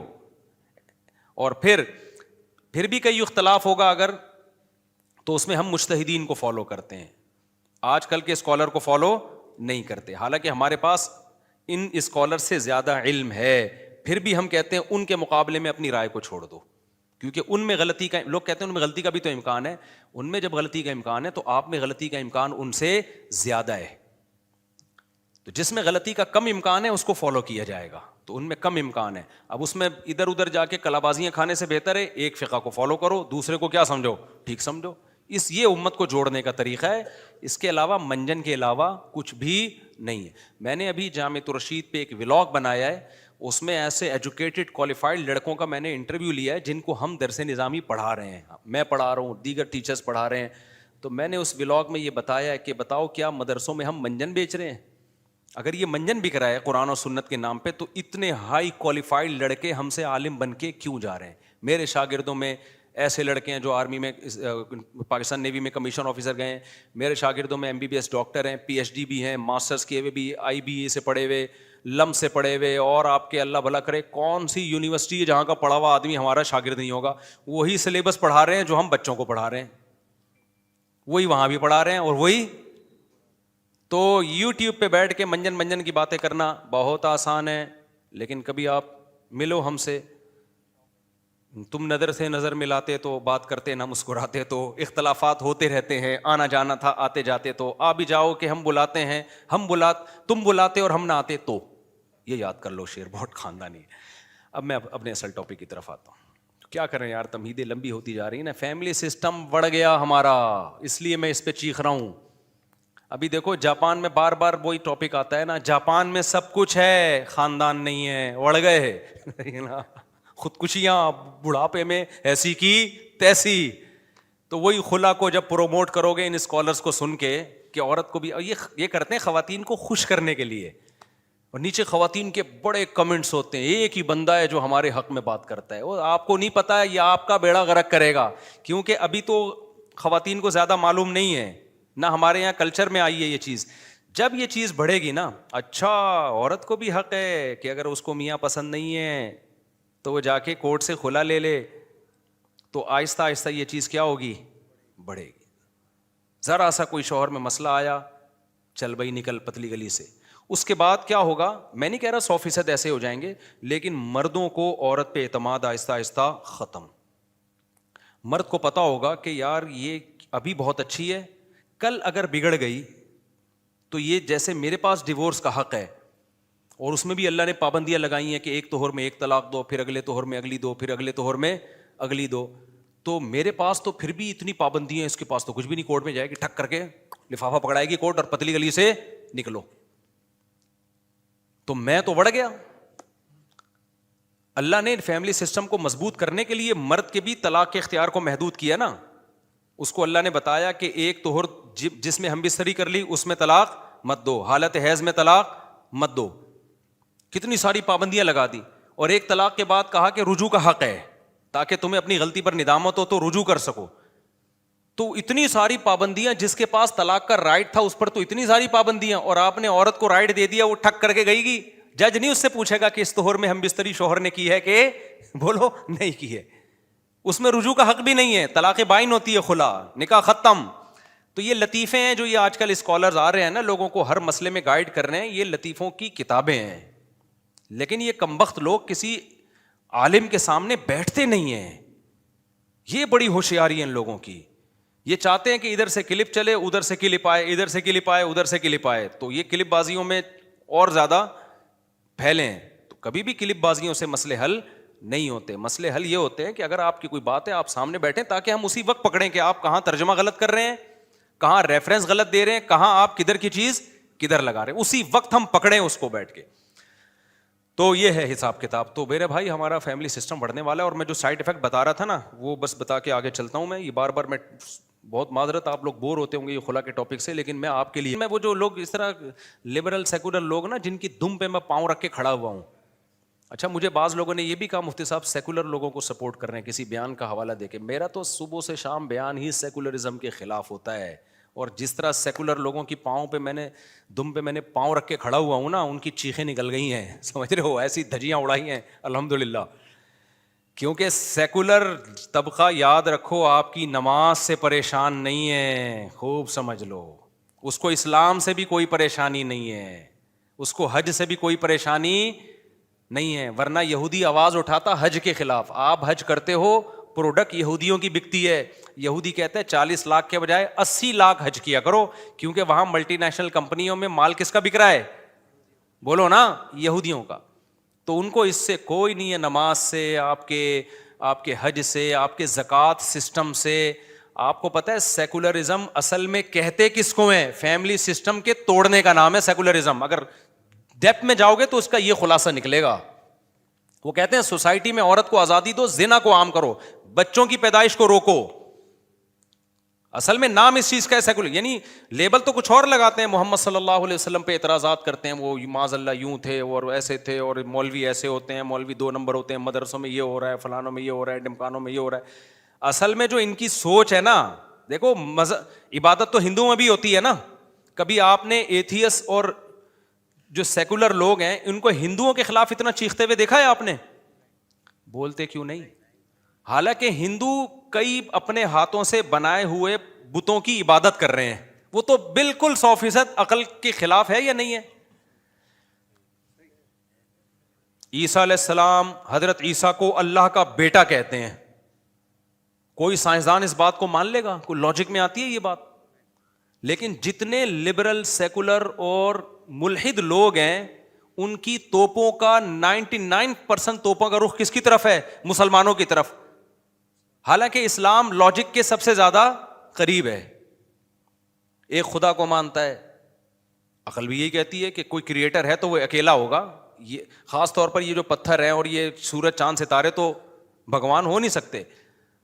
اور وہ جو ان کا عبادت کا طریقہ دیکھو آپ, جو وہ مندروں میں جا کے جس طرح سے عبادت کرتے ہیں, طہارت نہیں ہے ان میں. مسلمان تو چلو سیکولر لوگوں کو چاہیے تھا کہ چلو یار اسلام فرض کرو غلط مذہب ہے, لیکن سوسائٹی میں خیر پھیلا رہا ہے نا, اس بہانے 5 دفعہ لوگ وضو کر لیتے ہیں, 15 دفعہ ناک صاف کر لیتے ہیں نماز کے بہانے, ایسا ہے یا نہیں ہے؟ 15 دفعہ دانت صاف کر لیتے ہیں. کیا خیال ہے؟ تو سیکولر لوگوں کو چاہیے تھا, جو ملحد لوگ ہیں, جو ایتھیس لوگ ہیں, ان کو چاہیے تھا, وہ کہتے کہ ٹھیک ہے خدا تو نہیں ہے اور محمد صلی اللہ علیہ وسلم معاذ اللہ نقل کفر جھوٹے نبی ہیں, لیکن اسلام بہرحال دوسرے ریلیجن سے بہت اچھا مذہب ہے اور اس میں خیر کا عنصر زیادہ ہے. چند ایک چیزیں ہیں ایکچولی جس پہ ہمیں اعتراض ہوتا ہے کہ انہوں نے نبی کو اتنا بڑا کیوں بنا لیا اور ایک خدا کی عبادت کو اتنا ویلیو کیوں دے رہے ہیں, جنت اور جہنم کو کیوں مان رہے ہیں یہ لوگ, یہ ہماری سمجھ میں نہیں آتا. لیکن کم از کم ایسا ہوتا ہے کہ یہ 5 ٹائم 15 دفعہ کلی کر لیتے ہیں. یہ دانتوں کو صاف کرنا ان کے مذہب کا حصہ ہے. ہفتے میں 1 دفعہ نہانا ان کے مذہب کا, کم سے کم 1 دفعہ نہانا, ایسا نہ ہو کہ 1 ہی دفعہ نہائیں آپ, کم سے کم 1 دفعہ نہانا ان کے مذہب کا بولو حصہ ہے. ان کے مذہب میں ہے کہ بوڑھی ماں کو اولڈ ہاؤس میں جمع نہیں کرنا, گھر میں رکھ کے اس کے قدموں میں جنت تلاش کرنی ہے. ان کے مذہب میں ہے کہ آپ کا باپ جب بوڑھا ہو جائے تو بڑھاپے میں اگر وہ ڈانٹتا بھی ہے تو ہیومن رائٹس انہوں نے اسلام نے اتنے دیے ہیں کہ اس بوڑھے کے سامنے آپ کو اف کرنے کی اجازت نہیں ہے. ان کے مذہب میں ہے کہ عورت ساری زندگی کھائے گی, کھلائے گا کون اس کو؟ ساری زندگی اس کا ہسبینڈ کھلائے گا. شوہر کھلائے گا اس کو ساری زندگی. ان کے مذہب میں ہے کہ زیر ناف بالوں کی بھی صفائی کرنی ہے. ان کے مذہب میں ہے کہ قضائے حاجت کے بعد پانی سے استنجا کرنا ہے. ان کے مذہب میں ہے کہ بغلوں کے بال بھی صاف کرنے ہیں. میں آسٹریلیا میں تھا, میں نے 2 گورے دیکھے, وہ کوئی چیز سامان اوپر اٹھانے لگے نا تو میں بے ہوش ہوتے ہوتے بچا. وہ پہلے تو یوں کھڑے ہوئے تھے نا, بنیان پہنا ہوا تھا, یوں کھڑے ہوئے تھے. میں نے کہا اچھا ہے, لگے خوبصورت, نائس ٹو میٹ یو. تو وہ جرنلسٹ, سچا واقعہ ہے, آپ پوچھ لینا سلیم بھائی سے جو میرے میزبان تھے. تو کوئی چیز نا, کوئی کسٹمر آیا کہ اوپر سے کچھ, انہوں نے یوں کیا نا تو بس قریب تھا کہ میں ایسا بھاگا نا. 2 بندے تھے, دونوں ایسے ہی, دونوں جب یوں کیا تو میں یوں بھاگا, وہ ناک پہ ہاتھ رکھ کے نا ایسے. وہ سلیم بھائی نے پکڑا, کہاں جا رہے ہو؟ میں نے کہا میں کوئی پانی مل جائے گا کہیں سے ڈوبنے کے لیے. میں نے کہا کیا یہ سب اسی طرح ہی ہوتے ہیں؟ انہوں نے کہا نہیں سب نہیں ہوتے, یہ ہیں. تو میں نے کہا اگر یہ ہیں تو غلط ہے نا یہ, یعنی ہمارے یہاں اگر کوئی ایسا ہوگا کم از کم یوں تو نہیں کرے گا نا وہ. آپ کو پتہ نہیں, آپ سمجھ رہے ہو کہ یار مفتی صاحب کچھ ضرور سے زیادہ نفیس ہو گئے. میں اتنا نفیس نہیں ہوں, معاملہ وہاں بہت خراب تھا, بہت خراب معاملہ تھا. تو ایتھیسٹ کو چاہیے وہ یہ کہا کرے کم از کم مسلمان بغلیں تو صاف کر لیتے ہیں نا اسلام کے بہانے. یہ گندگی مسلمانوں کے ہاں تو نہیں رکھی ہوئی ان لوگوں نے. تو کتنی ساری خوبیاں اسلام کی. کبھی ان ملحد لوگوں کے پھوٹے منہ سے کبھی ایک تعریف سنی آپ نے؟ لیکن نہ یہ ہندو کے خلاف اتنا بولتے ہیں, نہ یہ عیسائیوں کے خلاف بہت زیادہ بولتے ہیں, نہ یہ. کمال کی بات یہ کہ یہ ان سیکولر اسلامک اسکالرز کے خلاف بھی بہت زیادہ نہیں بولتے, جن کے بارے میں ان کو پتا ہے کہ ان کی وجہ سے خود ہی ویسے ہی اسلام زمین میں گڑ جائے گا. کچھ اسلامک اسکالر ایسے ہیں جو کہتے ہیں ابو حنیفہ بھی ایسے تھے, فلانا بھی ایسے, ڈمکانے بھی ایسے, ان کو یہ سپورٹ کرتے ہیں. کیوں؟ ان کو پتا ہے کہ جو کام یہ کر رہے ہیں نا وہ کام ہم نہیں کر سکتے, کیونکہ یہ لوگ پوری امت کے علماء صلحاء سے جب اعتماد ہی ختم کر دیں گے تو اسلام تو ویسے ہی زمین میں گڑ جائے گا. ایک آدمی پہ آ کے پورا اسلام باؤنڈ کر جائے گا اور اس آدمی کے جاتے ہی ختم. تو وہ ساری پوری امت سے ہٹا کے بند گلی میں لا کے کھڑا کر دے گا لوگوں کو. تو اس وہاں بھی سافٹ ہلکا وہ ہاتھ رکھتے ہیں. تو یہ کیوں ہے آپ کو پتہ ہے؟ یہ سیکولرزم کو نہ نماز سے, یہ جو ہماری اعتراض ہے, نہ ان کو حج پہ اعتراض ہے, نہ ان کو ہماری داڑھی پہ اعتراض ہے. داڑھی تو گورے بھی بہت سارے رکھتے ہیں. میں وہاں گیا ہوں ابھی آسٹریلیا, وہاں بعض گوروں کی میں نے اتنی بڑی بڑی, وہ جو میں نے ابھی ولاگ آیا نا ٹرین میں, کتنی بڑی داڑھی ہے نا گورے کی, اس کا کبھی مذاق اڑایا ہوگا ان میں سے کسی نے؟ سکھ کتنی بڑی بڑی داڑیاں رکھتے ہیں. ان کو پتہ ہے کیا ہے جو بات میں چیخ رہا ہوں 15 سال سے, جو آپ کو سمجھانے کی کوشش کر رہا ہوں, بھائی ان کو اسلام پہ نہیں, ان کو ہمارے فیملی سسٹم پہ کیا ہے اعتراض ہے. یار یہ اتنا خوبصورت معاشرہ, ابا اماں خالہ پھپھی چچی مامی بھابیاں دیورانیاں جٹھانیاں بہنیں پوتے نواسے, پورا کلچر, اور اسپیڈ سے 16 کے بجائے 18 بچے. آپ کو نہیں پتا کہ یہ اس ان نعروں سے اور اس دعوت سے ان پہ کیا گزرتی آرے چلتے ہیں ان کے دلوں کے اوپر. سمجھتے ہو کہ نہیں سمجھتے؟ تو یہ والا اسلام حج روزے والا کسی کو اس پہ کوئی اعتراض نہیں ہے. اصل مسئلہ سارا کہاں آ کے ہوتا ہے؟ زیادہ ان کی توپوں کا رخ اس سمت میں ہے. یہ چاہتے ہیں زنا حلال ہو, سب سے پہلے بدکاری حلال ہو, بدکاری کو حلال کر دو پھر سب سیٹ ہے. کہتے ہیں ٹھیک ہے یار تہجد پڑھو. زنا حلال ہونے سے کیا ہوگا؟ عورت کا بیڑا غرق. عورت کا کیا ہو جائے گا؟ بیڑا غرق. میں نے بتایا نا آسٹریلیا میں ابھی وہ ایک واقعہ ہوا, ہمارے دوست نے بتایا کہ ایک گرل فرینڈ تھی, اس کے بوائے فرینڈ نے اس کو دبا کے استعمال کیا, ٹھیک ٹھاک خرچہ کرتا تھا, اس ٹیشو پیپر کی طرح اس کو مزے اڑانے کے بعد چھوڑ دیا. اب سیکولر لوگوں کے پاس اس کا کوئی حل ہے؟ ایسی عورتوں کا کوئی ٹھکانہ ہے؟ بولو نا, کچھ بھی نہیں ہے. ویمن رائٹس بکواس کرتے رہیں گے. بیڑا غرق کر دیا. ایسی لاکھوں عورتیں جن کا بیڑا غرق ہو چکا ہے. مرد نے استعمال کیا, کچھ خرچہ ورچہ بھی کر لیا ہوگا, ورنہ گورا خرچہ بھی نہیں کرتا. کہتا ہے اب تمہارے خرچے پہ ہی جو کچھ بھی ہوگا. تو جب اس بیچاری کو نظر انداز کر دیا تو وہ جو ٹیکسی ڈرائیور تھا نا, جو میرے دوست ہیں, ان کے پاس وہ کہیں ٹیکسی میں بیٹھی ہوگی, کہہ رہی کہ میرے پاس کرایہ نہیں ہے. تو کیا بھائی کرایہ نہیں تو کیوں جا رہی ہو؟ اس نے کہا میرا بوائے فرینڈ نے استعمال کر کے مجھے ٹیشو پیپر کی طرح پھینک دیا ہے, پیسے بھی نہیں ہے, میں کہیں کی بھی نہیں ہوں, تو تم بھی مجھے یوز کرو, پیسے دے دیا کرو. یہ گدھے گھوڑوں والا کلچر ہے یا نہیں ہے؟ بولو نا. کہتے ہیں میرے دل میں اللہ کا خوف آیا. کون خوف لا رہا ہے؟ مذہب. سمجھ رہے ہو؟ تو سیکولر اور ایتھیس لوگوں کو تو چاہیے تھا, کہتے یار مذہب نے ایک بڑا پازیٹیو کام کیا ہے. اچھا وہ جو بندہ مجھے واقعہ سنا رہا ہے نا, وہ پٹھان, صحت مند, کنوارا, خوبصورت, اس کے پاس آپشن تھا یا نہیں تھا؟ کوئی پوچھنے والا نہیں ہے. کہہ رہے میری دل میں نا ایک دم جذبہ تو پیدا ہوا لیکن اللہ کا خوف آیا. کیوں خوف آیا؟ وہ کہتے ہیں جب میں پاکستان سے جا رہا تھا تو میرے مدرسے کے قاری صاحب نے مجھے سمجھایا, بیٹا آسٹریلیا جا رہے ہو زنا میں مت پڑنا. وہ قاری جن کو صبح و شام لوگ برا بلا کہتے ہیں, میں مانتا ہوں کچھ برے گڑبڑ بھی ہوتے ہیں, خیر بھی ان مولویوں سے ہی پھیل رہی ہے. کہتے ہیں انہوں نے مجھے وصیت کی تھی, بیٹا اس آسٹریلیا جا رہا ہے. یہ کسی پروفیسر نے, لمس یونیورسٹی کے پروفیسر نے یا کراچی یونیورسٹی کے پروفیسر نے نصیحت نہیں کی, مولوی نے کی تھی نصیحت. کہتا ہے مجھے نصیحت یاد آئی کہ میں برائی نہیں کروں گا. پھر کیا کیا اس نے؟ نکاح کیا. کس سے؟ اپنے گاؤں کی لڑکی سے, سواس سے شادی کر کے لے گیا. یار وداؤٹ میرج رہنا یہاں بہت مشکل ہے. آپ مجھے بتاؤ, لبرل سیکولر لوگ بولیں گے کیا جا رہا تھا, اگر کر لیتا نا, اس کی خواہش پوری ہوتی, پیسے مل جاتے اس کو, تیرا بھی بھلا اس کا بھی بھلا. پتہ اگر وہ کر لیتا تو سوات سے لڑکی کو نکاح کر کے اپنے ہاں عزت کے ساتھ ٹھکانا نہیں دیتا. پھر وہ یہی کرتا جیسے کہ گورا کر رہا ہے. اب وہ اپنی کبھی کسی بھی رشتے دار کو لے آیا, اس کے ساتھ زندگی گزار رہے. کتنی عزت ملی اس کی بیوی کو, خاندان ملا, عزت ملی, بچے ہوئے, میاں بیوی میں محبت, اور بچے عزت کے ساتھ پل رہے ہیں گھر کے اندر. تو چونکہ ان بیچاروں کو گھروں کا پتہ ہی نہیں ہے کہ مسلمان گھروں میں کیسی محبتیں ہوتی ہیں, کیسے عزت کے ساتھ وہ رہ رہے ہوتے ہیں. ہاں چند گھر ہوتے ہیں, وہ تو سب جگہ ہوتا ہے, کہیں نہ کہیں تو کچھ نہ کچھ تھوڑا بہت ہوتا ہے, اس سے کوئی فرق نہیں پڑتا, وہ تو سب کلچروں میں ہوتا ہے. پازیٹیو اس کے جو مثبت فائدے ہیں وہ بہت زیادہ ہیں اس کے. تو یہ لوگ یہ چاہتے ہیں میرے بھائی کہ تمہارا خاندانی نظام تباہ کرے. دیکھو اللہ نے میرا خاندان تو آباد کر دیا الحمدللہ, اللہ نظر بس سے بچائے. اور جب میں خاندان کی باتیں کرتا تھا نا, اس وقت میرا خاندان نہیں تھا. کہیں آپ سے سمجھیں کہ مفتی صاحب ایک کام کر کے پھنس گئے ہیں تو اب اس کو سوسائٹی میں پروموٹ کرنے کی کوشش کر رہے ہیں. میرے بچپن کے دوستوں سے پوچھو, میرا تو خاندان نہیں تھا. یعنی میرا خاندان سے مراد میرے والدین کا خاندان کا تو میں پارٹ تھا نا, یعنی میرے اپنے بیوی بچے تھوڑی تھے. میں نے اس وقت یہ تحریک چلائی ہے جب میرے بیوی بچے نہیں تھے, اور میں نے کہا میں کر کے دکھاتا ہوں انشاءاللہ, اور اللہ نے آج دکھا دیا. پھینکتے رہو, بیٹھ کے پھینکتے رہو. میرے بھائی میرا ان باتوں میں قطعاً کوئی فائدہ نہیں ہے جو میں آپ سے کر رہا ہوں کہ خاندانی نظام کو بچاؤ, زنا کو سوسائٹی میں ختم کرو, نکاح کو پروموٹ کرو. یہ میرا اس میں, اور یہ جو خواتین کے حقوق کے نام پہ جو بیڑا غرق کیا جا رہا ہے, یہ میں آپ کے اور عورتوں کے فائدے کے لیے کہہ رہا ہوں. بس وہ بات کر کے میں اپنے بیان کو ختم کرتا ہوں. میں جو کہتا ہوں عدالتی خلا جو چل رہا ہے نا, جب چلی گیا اتنی تو آخری ہوا, اس کا نتیجہ کیا نکلے گا؟ جب یہ سوسائٹی میں یہ چیز پھیل جائے گی کہ عورت جب چاہے عدالت سے طلاق لے سکتی ہے, تو پھر پتہ ہے کیا ہوگا؟ پھر آپ اپنی بیوی کی فکر کرنا چھوڑ دو گے. آپ لوگ اب کہتے ہیں نا, مجھ سے کتنے لوگوں نے پوچھا مفتی صاحب آپ کے 4 گھر ہیں, اتنے بچے مر گئے تو کیا چھوڑا ان کے لیے؟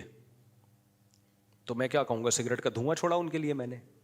ہمارے ایک دوست سے صبح شام سگریٹ پیتے تھے وہ نا, مجھے کہتے تھے میری شادی نہیں ہو رہی. میں نے کہا نہ کرو, آپ جتنی سگریٹ آپ پی رہے ہو نا, تو دھوئیں کے علاوہ کچھ بھی برآمد نہیں ہوگا.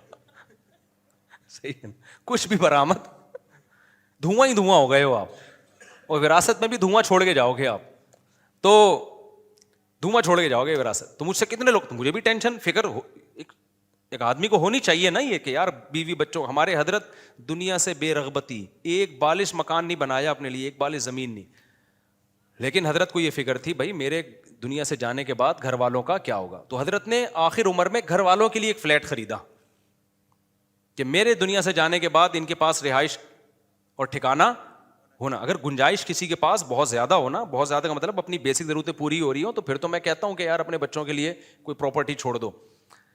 تو مجھے بھی فکر ہونی چاہیے نا, کیا خیال ہے؟ اب پتہ ہے کیا, اور یہ ہر شریف آدمی کو فکر ہوتی ہے کہ یار میں اپنے بچوں کے لیے کچھ اگر ہے گنجائش. میں ان لوگوں کو منع کرتا ہوں, سالے تمہارے پاس مکان کے کرائے کے پیسے ہیں نہیں اور تم بحریہ ٹاؤن میں گھر کی سوچ رہے ہو, تو دنیا مسافر خانہ ہے, جس اللہ نے تمہیں کھلایا تمہارے بچوں کو بھی کھلا دے گا. لیکن اگر اضافی ہے آپ کے پاس, آپ کی گاڑی بھی ہے, آپ کے پاس پہننے کے لیے بھی اچھا ہے, کھانے پینے کے لیے بھی اچھا ہے, بچوں کی تعلیم کے لیے, پھر غریبی اڑانے کے ادھر ادھر فالتو چیزوں میں خرچ کرنے کے بجائے بہتر ہے اپنے بچوں کے لیے کوئی پراپرٹی بنا دو. وہ تو حدیث میں بھی ترغیب ہے, اس کے ہم خلاف نہیں ہیں.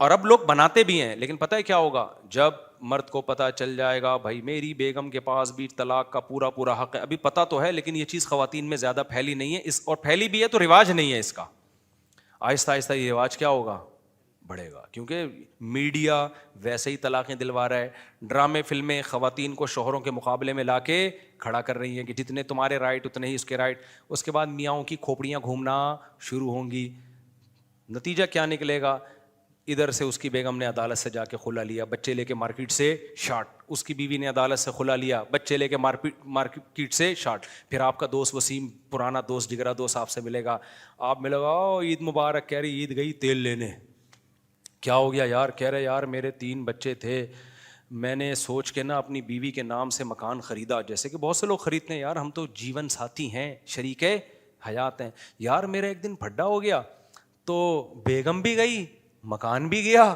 بچے بھی گئے. پتہ ہے کیا ہوگا, آپ کی بیوی جتنی بھی اچھی ہوگی نا, آپ کی کانپیں ٹانگیں گی ضرور, کانپیں کیا ہوں گی, ٹانگیں گی. اب پتہ ہے کیا ہوتا ہے, اب کوئی اب تک جو سوسائٹی میں کلچر چل رہا ہے نا, وہ یہ چل رہا ہے بیوی میکے چلی گئی, لڑائی ہوئی, کوئی بات نہیں, طلاق کی چابی کس کے پاس ہے بھائی, تیرے پاس ہے, آج نہیں کل آ جائے گی, منا کے لے آ. اب ایسا نہیں ہوگا, اب وہ اماں کے نہیں جائے گی, ڈائریکٹ جج کے پاس جائے گی, ٹھیک ہے نا. تو جب آپ اپنے دوست وسیم کا یہ قصہ سنو گے تو پھر آپ بولو گے یار کسی دن ذرا سا جھگڑا ہوا, آپ کو لگے گا یار میری بیگم بھی, کیونکہ خواتین تو بہت جلدی, ان کی طبیعت میں جلد بازی ہے. اگر اللہ میاں عورت کو طلاق کا حق دے دیتے نا, تو ہم سب رنڈے میں بیٹھے ہوئے ہوتے ہیں یہاں پہ, حقیقت بتا رہا ہوں میں, حقیقت بتا رہا ہوں میں, کیونکہ عورت کو غصے پہ اتنا قابو نہیں ہے جتنا مرد کو ہوتا ہے. کمزور بنایا نا اللہ تعالیٰ نے اس کو, تو دھڑ دھڑ دھڑ طلاقیں دیتی, پھر روتی پھرتی بعد میں, دھڑ دھڑ دھڑ, ہم سب بیٹھے ہوتے ہیں, بیگم یہ کیا ہوا, یہ تو پروگرام ہی بڑھ گیا سارا, یہ تو شکر ادا کر.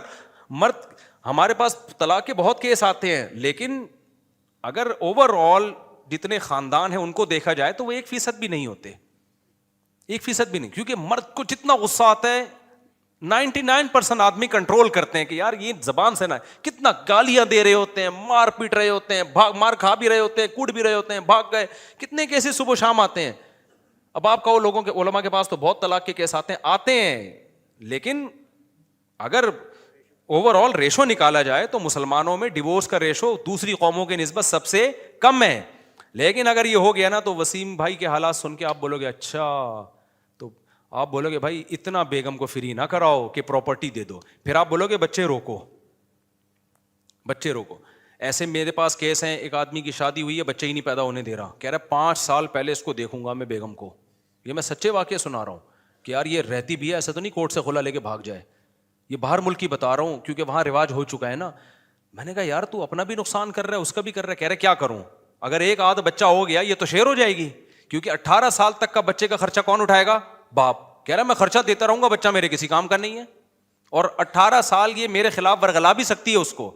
یہ میں وہ واقعات بتا رہا ہوں جو میں نے اپنی آنکھوں سے دیکھے ہیں. میں لمبی لمبی پھینکنے کا عادی نہیں ہوں, نہ چھوٹی پھینکنے کا نہ لمبی پھینکنے کا, یہ وہ بتا رہا ہوں جو نظر آ رہا ہے, کیونکہ ہم بند کمرے میں نہیں رہتے ہیں, ہم ٹریولنگ بھی کرتے ہیں, لوگوں سے ملتے بھی ہیں. جو مارکیٹ میں ہو رہا ہے نا میں یہ بتا رہا ہوں, اور یہ آپ کے ساتھ بھی کل ہوگا, اللہ نہ کرے ہو, لیکن ہو سکتا ہے آپ کے ساتھ. پھر خون کے آنسو رو گے تم کہ یار مفتی صاحب صحیح کہہ کر گئے تھے.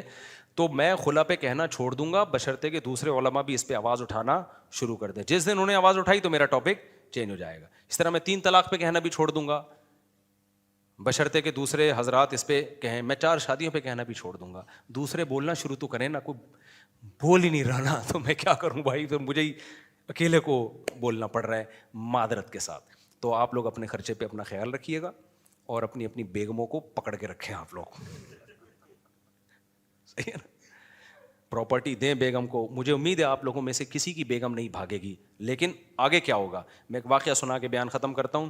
ڈاکٹر عبدالحی صاحب رحمۃ اللہ علیہ تھے, یا مولانا عاشق الہی صاحب رحمۃ اللہ علیہ تھے. جب امریکہ گئے وہاں ان کا بیان ہوا, تو انہوں نے جب وہاں ماحول دیکھا نا کہ کیسے اسکولوں میں بچوں کو, وہ امریکہ میں اتنا خراب ماحول میرا خیال ہے نہیں ہے, یہ یورپ میں زیادہ ہے. یورپ کا سفر تھا شاید ان کا, تو مجھے کسی بندے نے بتایا, پتہ نہیں امریکہ کا تھا یورپ کا تھا, مجھے پورا یاد نہیں رہا. اس نے بتایا کہ بھائی, انہوں نے بتایا کہ دیکھو تم جو ہے نا, تمہارے لیے اپنے دین پہ قائم رہنا یہاں بہت مشکل ہے, اور لیکن میں امید کرتا ہوں تمہاری موت ایمان پہ ہوگی. تم اسلام پہ کمپرومائز نہیں کرو گے. تم کسی زنا میں پڑ گئے, شراب میں پڑ گئے, اس کا خطرہ ہے, لیکن میں تمہارے بارے میں یہ گارنٹی سے کہہ سکتا ہوں کہ تم مسلمان مرو گے, اتنے خراب نہیں ہوگے کہ اسلام کو چھوڑ دو. کا آگے جو تمہاری اولاد ہوگی نا, جو اس ماحول میں پیدا ہو رہی ہے اور یہ گوروں کے اسکولوں میں پڑھ رہی ہے, انہی کے ساتھ رہ رہی ہے, ان کے بارے میں 50% بچوں کے بارے میں یقین سے کہہ سکتا ہوں کہ وہ ملحد ہو جائیں گے. اور فرمایا کہ آگے جو ان کی نسل ہوگی ان کے بارے میں 100% کہہ سکتا ہوں کہ وہ سارے کافر ہوں گے. میں نے آسٹریلیا میں یہ اب جا کے دیکھا ہے. جن لوگوں نے آسٹریلیا میں 100 سال پہلے مسجدیں بنائی تھی نا, جب وہاں مسجدیں نہیں ہوتی تھیں, مسجدوں کی بنیادیں رکھی, ان کی اولادیں کافر ہو چکی ہیں. میں ملا بھی ان کی اولادوں سے, ملحد ہیں, ایتھیسٹ ہیں وہ. ہاں اب الحمدللہ وہاں علماء محنت کر رہے ہیں, دینی مدرسے بن رہے ہیں. میں یہ نہیں کہہ رہا جو وہاں رہ رہے ہیں بھاگ کے چلے جائیں. اب تو مسلمان بھی اتنی بڑی تعداد میں ہو گئے ہیں کہ پوری کالونی ایسی لگتا ہے کہ یہ کوئی مسلمانوں کا علاقہ ہے. وہ آپ خود فیصلہ کریں وہاں رہنا ہے نہیں رہنا, اس میں دونوں طرح کے حالات ہیں وہاں پہ. لیکن اس وقت کے جو انہوں نے پیش گوئی کی تھی اس کے حساب سے تو بالکل ایسا ہی ہو گیا, اللہ ماشاء اللہ کسی کو اللہ نے بچایا. تو خوب سمجھ لو یہ جو عدالتی خلا چل رہا ہے نا مارکیٹ میں, اس کے سائڈ افیکٹ آج جو ہوں گے نا وہ 5 سے 6% ہوں گے, جو آنا شروع ہو گئے. جو 5 بچوں کی بیگم نہیں خلا لے کے مارکیٹ سے شارٹ ہو رہی ہیں, ابھی آنا شروع ہو گئے. لیکن آپ کی اولادوں میں بہت بڑی تباہی آنے والی اگلی نسل میں, اور اس کے بعد جو نسل پیدا ہوگی اس میں اور گوروں میں کوئی زیادہ فرق نہیں ہوگا. سمجھ رہے ہو, اس میں اور گوروں میں, گوروں کے ہاں بیوی اور گرل فرینڈ سیم رشتہ ہے, کوئی فرق نہیں ہے. تو آپ کے ہاں بھی یہی ہوگا, بیوی ساس سسر, پروگرام سارا کیا ہو جائے گا, ختم. گدے گھوڑوں والی زندگی ہوگی. اس سوسائٹی کے مثبت چیزوں کو دیکھ رہے ہیں, جو اتنی بڑی نیگیٹیوٹی اس سوسائٹی میں آ گئی جس سے گورا خود پریشان ہے, وہ آپ کو نظر نہیں آ رہا, تو وہ آپ کا وہ سارا سیٹ اپ خراب ہو جائے گا. اس لیے میں اتنا چیخ رہا ہوں. اس سلسلے میں آج میں آپ سے ملاقات کے لیے حاضر ہوا. وقت ہمارا کافی ہو گیا. عشاء کی نماز 8 بجے ہے نا, تو نماز کے بعد تھوڑی دیر سوال جواب کا سیشن ہوگا, اور واقعی تھوڑی دیر ہی ہوگا کیونکہ مجھے کہیں اور بھی بیان کے لیے جانا ہے اس سلسلے میں. سبحان وما علینا الا البلاغ. کسی نے سوال پوچھا ہے کہ بعض لوگ کہتے ہیں کہ نبی صلی اللہ علیہ وسلم کی صرف ایک بیٹی حضرت فاطمہ تھیں, دوسری امہات المومنین کی تھی, کیا یہ بات درست ہے؟ یہ قرآن کے خلاف ہے بھائی. یا ایھا النبی قل لازواجک وبناتک ونساء المؤمنین یدنین علیہن من جلابیبہن. اللہ تعالیٰ قرآن میں فرماتے ہیں اے نبی اپنی بیویوں سے کہہ دیں, اپنی بیٹیوں سے کہہ دیں, اور عام عورتوں سے کہہ دیں کہ گھروں سے باہر نکلتے ہوئے پردہ کیا کریں. تو یہاں اللہ نے کیا خطاب کیا سورہ حجاب میں؟ اپنی بیویوں سے کہہ دیں اور اپنی بیٹیوں سے. تو اگر ایک بیٹی ہوتی تو بیٹیوں کا لفظ آتا؟ کیا خیال ہے بھائی؟ اتنی بڑی دلیل کے بعد بھی کوئی کہے کہ ایک بیٹی تھی, تو قرآن کی آیت کا انکار کر رہا ہے وہ. مفتی صاحب جب آپ کسی بے پردہ خاتون سے بات کرتے ہیں تو آپ کہتے ہیں کہ پردے کا حکم خاتون پر ہے, مگر قرآن میں مردوں کو بھی نظریں نیچی رکھنے کا حکم ہے, اس کی وضاحت فرما دیں. قرآن میں جو مردوں کو نظریں نیچی رکھنے کا حکم ہے تو عورتوں کو بھی نظریں نیچی رکھنے کا حکم ہے. سورہ نور میں اللہ تعالیٰ کا ارشاد ہے قل للمؤمنین یغضوا من ابصارہم ویحفظوا فروجہم, اور آگے ہے وَقُلْ لِلْمُؤْمِنَاتِ يَغْضُضْنَ مِنْ أَبْصَارِهِنَّ. دونوں جگہ قرآن میں آتا ہے من ابصارہم اور من ابصارہن. من تبعیضیہ ہے, مفسرین لکھتے ہیں, یعنی مومنین سے کہہ دیجئے اپنی نگاہوں میں سے نگاہوں کی حفاظت کریں, اور مومن عورتوں سے بھی کہہ دیجئے کہ اپنی نگاہوں میں سے اپنی نگاہوں کی حفاظت کریں. تو نگاہوں میں سے حفاظت کا حکم ہے یا نہیں ہے؟ تو یہ میں سے والی کون سی نگاہیں ہیں؟ یہ وہ والی نگاہیں جو غلط نیت سے ہوں, جو بلا ضرورت ہوں, جس میں آپ کسی کو دیکھ رہے ہیں ایک تو ضرورت بھی نہیں ہے اور آپ اس سے لذت بھی حاصل کر رہے ہیں.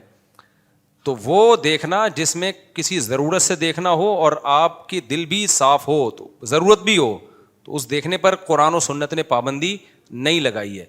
یہی وجہ ہے کہ جس عورت سے نکاح کرنا چاہتے ہیں اس کو ایک نظر دیکھنا صرف جائز نہیں ہے بلکہ مستحب ہے, کیونکہ ضرورت ہے نا.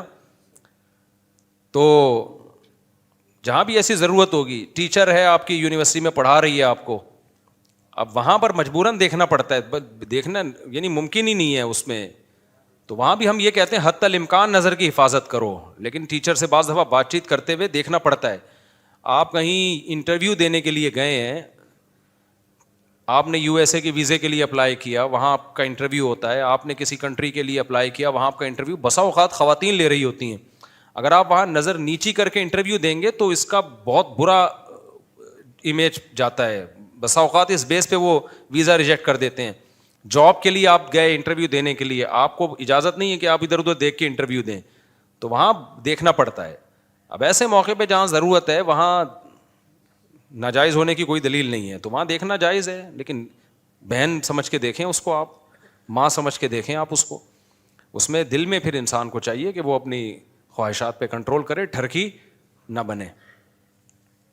تو اسی طرح قرآن نے یہ بھی تو کہا ہے نا کہ عورتیں مردوں کو نہ دیکھیں, لیکن صحیح مسلم میں ہے نہیں کہ ہمارے نبی صلی اللہ علیہ وسلم امی عائشہ کو حبشیوں کا کھیل دکھایا آپ نے, ہے یا نہیں ہے؟ یہاں اس کے اگینسٹ ایک دوسری حدیث بھی ہے کہ عبداللہ ابن ام مکتوم رضی اللہ تعالی عنہ نابینا صحابی بیٹھے ہوئے تھے, تو وہ آ رہے تھے, تو امہات المومنین نے کو نبی نے حکم دیا کہ پردہ کرو. انہوں نے کہا یا رسول اللہ وہ تو نابینا ہے, تو فرمایا کہ تم نابینا تو نہیں ہو. تو یہ خوب سمجھ لیں, علماء نے لکھا ہے کہ یہ حکم استحباب کے لیے, کہ نبی صلی اللہ علیہ وسلم کی غیرت نے گوارا نہیں کیا کہ میری ازواج کسی غیر محرم مرد کو دیکھیں, تو افضل تو یہی ہے کہ نہ دیکھیں بھائی, افضل تو یہی ہے کہ نہ دیکھیں. اور کوئی مرد اگر چاہتا ہے کہ میری بیوی نہ دیکھے فلاں مرد کو, تو نہ دیکھے, وہ اس پر شوہر کی اطاعت بھی لازم ہے.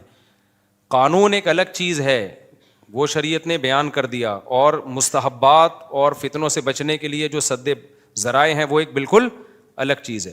تو جب آپ سوسائٹی میں سروائیو کرتے ہیں تو کچھ باتیں آپ بند کمرے میں بیٹھ کے تو کہہ سکتے ہیں, جب سوسائٹی میں چلتے پھرتے ہیں تو وہ امپلیمنٹ ہو ہی نہیں سکتا, تو وہاں پھر شریعت کے لا کا اور قانون کا سہارا لینا پڑتا ہے.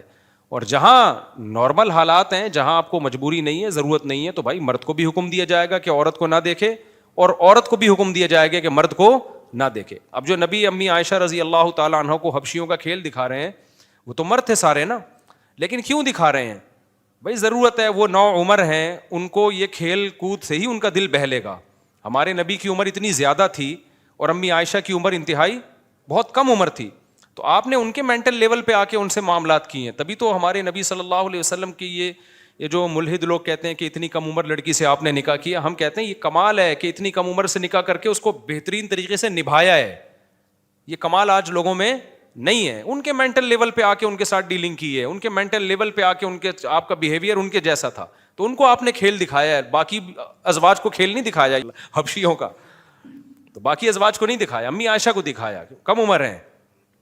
تو ایک ہی لاٹھی سے نہیں سب کو ہانکا جاتا. اسی وجہ سے میں یہ لونڈے لپاڑوں کو بولتا ہوں کہ تمہارے لیے تو عورت کو دیکھنا بالکل ٹھیک نہیں ہے. تمہیں کیا ضرورت ہے دیکھنے کی؟ کہیں انٹرویو دینے کے لیے جانا ہے, جاب کے سلسلے میں کہیں جانا ہے, کہیں ضرورت پڑ گئی, یا ٹیچر کو کوئی سوال کا جواب دینے کی ضرورت پڑ گئی تو ٹھیک ہے, ورنہ تم تو بالکل, کیونکہ فتنے کا بہت زیادہ اندیشہ ہے.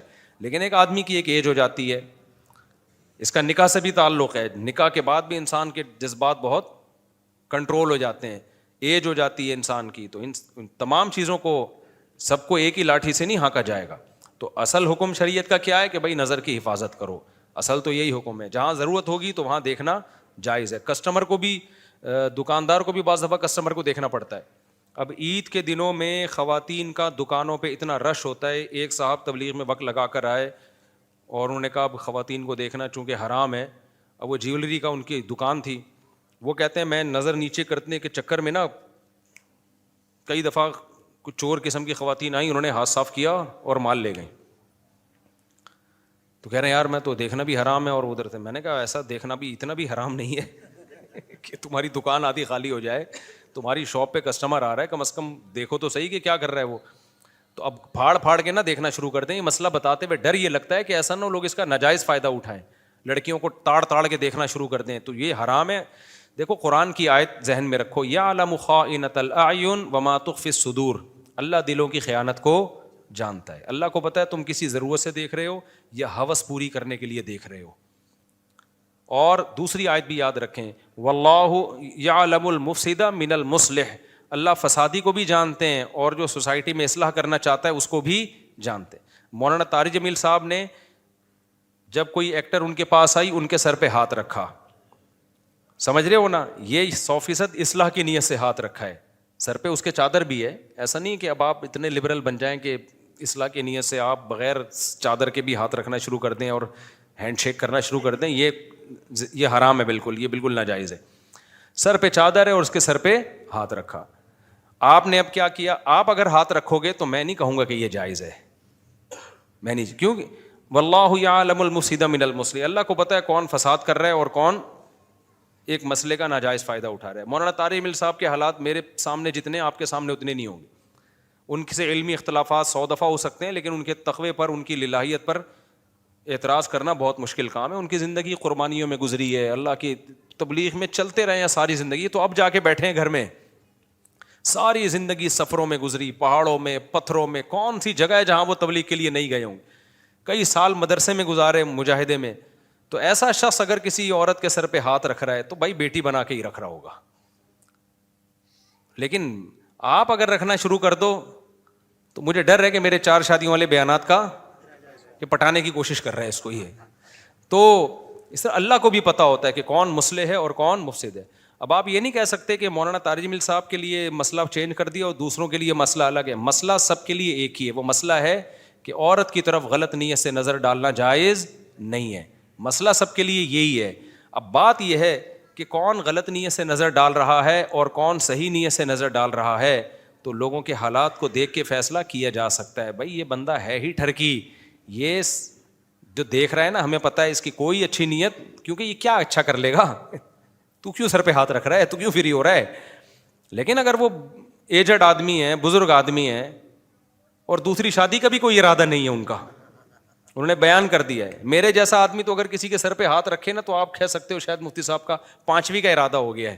لیکن اب تو میرے لیے بھی ممکن نہیں ہے نا, 3ری کے بعد اگر میں یہ کر رہا ہوتا تو مجھ پہ تو آپ شبہ کر سکتا. بول تو میں بھی یہ کام نہیں کرتا. میں یہ رشتے اس طرح سے میں نے کبھی بھیجے ہی نہیں ہے کسی کو پٹا پٹو کے. میرے دوست مجھ پہ گواہ ہیں الحمدللہ. میں نے شادیاں جتنی کی ہیں نا شریفانہ طریقے سے کی ہیں الحمدللہ, تمیز سے کی ہیں. میرے لیے ایسے بہت رشتے آئے ہیں کہ لڑکی کے ابا راضی نہیں ہے, اماں راضی نہیں ہے. ایک جگہ تو میرے لیے ایسا رشتہ آیا تھا لڑکی کی ماں بھی راضی, لڑکی بھی راضی, اس کے بھائی بھی راضی, ابا راضی نہیں. اور ابا 100% غلطی پر بھی تھے. غلطی پر اس لیے نہیں کہ مجھے نہیں دے رہے, وہ ابا کا جو تھا نا وہ معاملہ خراب تھا, ان کی نیت کچھ اور تھی, یعنی کہیں غلط جگہ شادی کرنے کی. سب کچھ تھا, میرے لیے تو راستہ کھلا تھا, میں شادی کر لیتا. اور مجھے اس طرف طبیعت بھی مائل تھی. پرانا قصہ ہو گیا, اب نیا نہیں ہے کہ یہاں اب ان کو نہیں پتہ چلے گا کس کی بات ہو رہی ہے. میں نے نہیں کی, اس لیے نہیں کی بھائی باپ کو راضی کرو, میں ابا کی مرضی کے بغیر نہیں کر سکتا. بہت انہوں نے کہا, میں نے کہا نا اٹ ازنٹ پاسبل. تو میں نے جتنی شادیاں کی ہیں نا, لوگ کہتے ہیں مولوی یوں ہوتے ہیں, مولوی یوں ہوتا ہے, میں نہیں کہہ رہا میں بہت نیک آدمی ہوں, میں جو پتہ ہے وہ اللہ ہی جانتا ہے میں کیا ہوں. لیکن شادیوں وادیوں میں نے نہ کسی کو ٹھگا ہے, نہ کسی غیر شرعی طریقہ تو دور کی بات, غیر اخلاقی طریقے سے بھی الحمدللہ شادی نہیں. غیر شرعی سے اوپر کی چیز ہے نا غیر اخلاقی, غیر اخلاقی طریقے سے بھی نہیں کی ہے. سیدھا سادہ پیغام بھیجا ہے, ابا اماں دونوں راضی ہیں تو ٹھیک ہے, نہیں ہے تو پتلی گلی سے نکلو, کہیں اور ٹرائی مارو. ہاں رکا نہیں ہوں میں, مایوس نہیں ہوا, دل پہ نہیں لے کے گیا آپ لوگوں کی طرح. آپ لوگ دل پہ لے جاتے ہو کہ ہم نے پیغام بھیجا, انکار ہو گیا, رو رہے ہو, نیندیں اڑ رہی ہیں. ایسا نہیں کیا. ہم نے کہا نہیں بھائی, ادھر سے انکار ہو گیا, عزت ذلت کس کے ہاتھ میں ہے, ذلیل ہوئے. جب انکار ہوتا ہے آدمی کو منہ تو بنتا ہے نا, کیا خیال ہے. افسوس ہوا, بہت افسوس ہوا. لیکن ہم نے کہا, مجھے پھر اپنے استاذ کی ایک بات یاد آتی تھی, انہوں نے کہیں نکاح کا پیغام بھیجا تو انکار ہو گیا نا. میں نے ان کو دیکھا, ان بیچاروں کا نا, بیچارے وہ ان کو امید نہیں تھی کہ یہاں سے انکار ہو جائے گا نا, تو وہ ایسے بیٹھے ہوئے تھے. پھر لمبی آہ بھرتے ہیں, کہتے ہیں میں تو اللہ سے یہی دعا مانگتا ہوں, اللہ یہاں شادی کرا دے, اگر نہیں تو کہیں اور اچھی جگہ کرا دے. کہتے میں یہ بھی پھر خود ہی ہنسنے لگے. تو مجھے ان کا ملفوظ یاد آتا تھا, اللہ ادھر تو نہیں ہوئی, اب یہاں نہیں تو کہیں اور اچھی جگہ کرا دے. تو پھر ہم اگلے دن اس غم کو بھول گئے, کہیں اور ٹرائی مارو.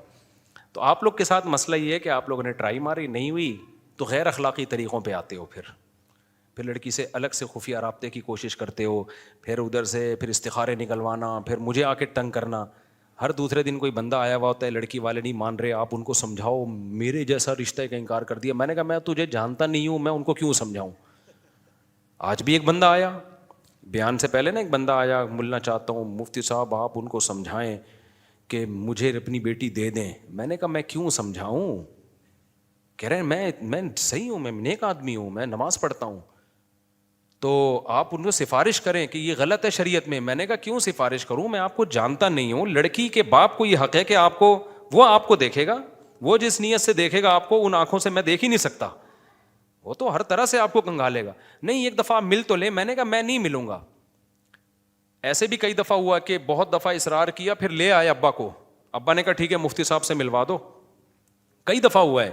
تو جب آئے نا میرے پاس ابا, انہوں نے کہا مفتی صاحب آپ کیا کہتے ہیں, اس سے میں آپ اپنی بچی کی شادی کر لوں. میں نے کہا بھائی مجھے کیا پتا, آپ کرنے ہیں تو میں تو نہیں جانتا اس کو. وہ لڑکا تل ملا رہا ہے, مفتی صاحب منہ سے پھوٹ دو نا. بھائی میں کیوں پھوٹوں منہ سے, کسی لڑکی کی زندگی تباہ ہو جائے, مجھے کیا پتا یار. تم ایک بندے نے تو یہاں تک کیا, میرے بیان میں پابندی سے بیٹھتا تھا, تو اس نے کیا کیا کہ وہ لڑکی والوں کو بتایا, باہر تھے وہ لڑکی والے, ان کو بتایا کہ میں مفتی صاحب کا شاگرد ہوں, میرے ساتھ سیلفیاں ویلفیاں بھی. تو دوسری شادی کے لیے اس نے پیغام بھیجا وہاں پہ. تو لڑکی والوں نے جب دیکھا مفتی صاحب کا اتنا کلوز ہے, اس نے کہا نکاح بھی مفتی صاحب پڑھائیں گے. اور ادھر مجھ سے آ کے رابطہ کیا کہ مفتی صاحب آپ میرا نکاح پڑھا دیں. میں تو پڑھا دیتا ہوں, میں تو صبح شام یہاں نکاح ہوتے رہتے ہیں. میں نے مجھے کیا پتا کہ پیچھے کہانی کیا چل رہی ہے. تو میں نے کہا ٹھیک ہے پڑھا دوں گا میں نکاح. جب نکاح پڑھانے کا وقت آیا تو اس نے کہا کہ بھائی وہ لڑکی کے ابا کا فون آ رہا ہے, آپ اٹھا لیں. میں نے فون اٹھایا, میں نے کہا جی. تو میں نے کہا بھائی اتنے بجے نکاح ہے آپ کا, تو وہ مجھے کچھ ڈاکومنٹس کے لیے لڑکے کو میں نے کہا ہے, تو نام بام آپ اس کو بتا دیں. اچھا یہ بات ابھی فون رکھنے ہی والا تھا, ایک دم میرے نا مجھے کوئی چھٹی حص نے کام کرنا شروع کیا. میں نے کہا مجھے ایک بات بتائیں, آپ اپنی بیٹی دوسری شادی پہ اس بندے کو کیوں دے رہے ہیں؟ دوسری شادی پہ آپ اپنی بیٹی اس کو کیوں دے رہے ہیں؟ ویسے ہی جنرل نالج کے لیے پوچھ رہا ہوں, یعنی میرا نام تو کہیں استعمال نہیں کیا. کہتے ہیں بھائی آپ کا شاگرد ہے مفتی صاحب, آپ 2 شادیوں کی ترغیب دیتے ہو, میں اس لیے دے رہا ہوں. میں نے کہا آپ کی بچی میں کوئی پرابلم ہے, طلاق یافتہ ہے, بیوہ ہے, یا کوئی مسئلہ ہے, یا اس کے اچھے رشتے آ نہیں رہے؟ کہہ رہے ہیں رشتے تو آ رہے ہیں اس کے. تو میں نے کہا پھر کسی کنوارے کو دو, آپ دوسری شادی والے کو کیوں دے رہے ہو؟ میں سمجھا پا رہا ہوں اپنی بات. اب آپ لوگ مجھے کہو کہ ایک طرف مفتی صاحب 4 شادیوں پہ بیان کرتے ہیں, دوسری طرف اس کی حوصلہ شکنی کر رہے ہیں. بھائی میں آپ کو کہتا ہوں 4 کرو, لڑکی والوں کو کہتا ہوں آپ کنوارے کو ترجیح دو دوسری شادی والے پر. وہ اپنی بیٹی کے لیے اچھا سوچے نا. ہاں جس کو نہیں ملے گا وہ پھر ان کو میں یہ کہتا ہوں بھائی some thing is better than nothing. جس کو کنوارا نہیں مل رہا, اچھا کنوارا, تو بہتر ہے ایک نالائق کنوارے کی اکلوتی بیوی بننے سے کسی لائق کی چوتھی بن جاؤ. لیکن اگر لائق مل رہا ہے تو کیوں اس کو دوسری والے کو کیوں دے رہے ہو بھائی؟ یہ میں شروع سے کہہ رہا ہوں, آج سے نہیں 15 سال سے کہہ رہا ہوں. تو میں نے کہا بھائی آپ کی بچی کو کیوں دے رہے ہیں؟ میرے ریفرنس تو نہیں انہوں نے استعمال کیا. انہوں نے کہا ہاں یہ تو آپ, اس نے کہا ہے کہ آپ کا شاگرد ہے. تو میں نے کہا بھائی دیکھو میرا شاگرد ہو یا کوئی بھی ہو, میرا بیٹا بھی ہو, آپ کو اگر اپنی بچی کے لیے کوئی کنوارا اچھا مل رہا ہے, اچھا, تو پھر آپ دوسری شادی والے کو بولو نہ دو. نہیں مل رہا تو پھر مجبوری ہے. لیکن پھر بھی صرف یہ نہ دیکھو کہ میرا شاگرد ہے یا میرے بیان میں بیٹھتا ہے. بیان میں تو چرسی بھی آ کے بیٹھتے ہیں یہاں پہ, وہ اس نیت سے بیٹھتے ہیں کہ شاید ہم سے چرس چھوٹ جائے. بے نمازی بھی بیٹھتے ہیں, شرابی بھی بیٹھتے ہیں. میرا بیان ہر طبقہ سنتا ہے. میں جب دنیا میں ٹریولنگ کرتا ہوں, گورے سن رہے ہیں, گورے, آپ حیران ہو گئے, گورے سن رہے ہیں بیان. تو عربی سن رہے ہیں ترجمہ کروا کے. عجیب عجیب خلقت ہے بھائی جو سن رہی ہے. بہت بڑی تعداد میں نہیں ہوں گے کہ پورے وہ انہوں نے کمپنی کھولی ہوئی ہے میرے بیان کے عرب لوگ. عرب کے پاس اپنے علماء بہت ہیں سننے کے لیے, لیکن میں بات کر رہا ہوں کہ ہر طبقہ سن رہا ہے. تو میں نے ان سے کہا, میں نے کہا بھائی یہ تو میرے بیان میں بیٹھنا یا میرا شاگرد, اول تو میں نے کہا میرے شاگرد ہیں نہیں ہے تو, اور بیان میں بھی میں نے کبھی دیکھا نہیں ہے ان کو. تو پھر میں نے کہا کہ آپ کیوں دے رہے ہو؟ تو اس نے کہا اچھا, یعنی 1 گھنٹے بعد نکاح ہونے والا تھا اور یہاں یہ پروگرام چل رہا تھا. مجھے غصہ اس پر آیا تھا کہ میرا نام کیوں استعمال کیا بھائی. کہہ رہے ہیں آپ کے ساتھ تصویریں دیکھی ہیں. میں نے کہا میرے ساتھ تو گدھے کی بھی تصویریں ہیں, مرغے کی بھی ہیں, کتے کی بھی ہیں. آپ دیکھ لو ہمارا مرغے کے ساتھ میں نے کتنی دفعہ تصویر کھنچوا کے نیٹ پہ ڈالی ہے. تو کیا آپ میرا مرغا رشتے کا پیغام بھیجے گا, اس کو دے دو گے اپنی بیٹی؟ عجیب پاگل قسم کی حرکتیں ہیں یار. تم بیٹی دے رہے ہو اور تمہارا معیار ہی ہے. پھر جناب میں نے کہا نہیں بھائی یہ آپ, میں نے کہا میں رشتہ نہیں توڑوا رہا, میں صرف یہ کہہ رہا ہوں کہ آپ جو کام کرو کانفیڈنٹلی کرو, سوچ سمجھ کے کرو. بچی کا مستقبل ہے. دوسری کر رہا ہے تو سب سے پہلے آپ اس سے پوچھو گھر دے رہے ہو کہ نہیں دے رہے, الگ, یعنی الگ گھر میں رکھو گے یا اسی پہلی کے ساتھ ٹھونس دو گے. نمبر 2, اس کے ماں باپ اس شادی میں انوالو ہیں یا نہیں ہے, کون کون ہے, کیا ہے, پوری ڈیٹیل کے بعد نا پروگرام ان بیچاروں کا وہیں بڑھ گیا. رشتہ ہی ٹوٹ گیا بیچارے کا. 1 گھنٹے بعد شادی تھی اس کی. انہوں نے وہ ڈر گئے. انہوں نے کہا ہم تو آپ کا شکل دیکھے تھے. میں نے کہا میری شکل دیکھ کے, میں نے کہا خود مجھے کتنے لوگوں نے میرے رشتے کے لیے انکار کیا ہے, وہ میری پرسنالٹی سے متاثر نہیں ہوئے. انہوں نے کہا بھائی مفتی صاحب آپ کی آمدن کے حساب سے ہمارے حساب سے کم ہے, یا یہ کہ بھائی بھلے آپ الگ گھر دے رہے ہو, بھلے آپ کی جو ہے نا آمدن اچھی ہو, لیکن بات یہ کہ 3 آلریڈی ہیں تو نا, اس چکر میں کتنے پروگرام میرے بڑے ہیں. تو میں تو ان پہ غصے نہیں ہوا کہ تمہیں شرم نہیں آتی, تم 4 شادیوں کے خلاف ہو. میں تقریریں کر کے تھک گیا. بھائی ہم 4 شادیوں کے حق میں ہیں, لیکن اس کے حق میں تھوڑی ہیں کہ کوئی بھی دوسری کے لیے تیسری کے لیے پیغام بھیجے آپ اٹھا کے دے دو اس کو. یا تو کوئی اس میں کوئی اضافی سرخاب کے پر لگے ہوئے ہوں. ہمارے نبی نے 9 بیویاں رکھی ہیں, تو وہ پیغمبر تھے نا, تو ان کو تو مل گئے. حضرت حسن نے بہت شادیاں کی ہیں, تو وہ تو حضرت حسن تھے بھائی, اہل بیت میں سے تھے. تو آپ میں بھی کوئی سرخاب کے پر ہیں, یا تو بے تحاشا پیسہ ہے, یا آپ کی پرسنالٹی اتنی اٹریکٹیو ہے کہ لڑکیاں مرے ہی جا رہی ہیں, کہہ رہی ہیں بھائی چوتھی پہ بھی ہمیں یہ بندہ قبول ہے, یا پیسہ اتنا ہے کہ غریب لڑکیاں مر رہی ہوتی ہیں کہ بھائی پیسہ ہم چوتھی پہ بھی, کوئی نہ کوئی کوالٹی ہوتی ہے تو دوسری تیسری مل جاتی ہے. ادروائز جو کوالٹی نہیں ہے اس کو تو ایک نہیں مل رہی ہوتی. کتنے لونڈے لپاڑے آتے ہیں, آپ 4 کی بات کرتے ہو اور ہمیں ایک بھی نہیں مل رہی. تو مجھے شعر یاد آتا ہے, پانی وانی کی بات کرتے ہو, دل جلانے کی بات کرتے ہو, 6 مہینے سے منہ نہیں دھویا, تم نہانے کی بات کرتے ہو. تم کس کی بات کرتے؟ وہ کہتے ہیں مصعب آپ ممبر پہ بیٹھ کے 4 کی بات کرتے ہو, ایک بھی مل رہی. تو میں کہتا ہوں تمہارا روزگار نہیں ہے. ہم کہتے ہیں بے روزگار ہیں. تو بے روزگار کو آدھی بھی نہیں ملتی, ایک تو دور کی بات ہے. کون دے گا بھائی؟ باپ کہے گا تو کھلائے گا کہاں سے؟ میرے ہی خرچے پہ اگر میں نے پالنا ہے تو میں اپنے گھر ہی نہ رکھ لوں اس کو. تو مسائل ہیں لوگوں کے ساتھ نا.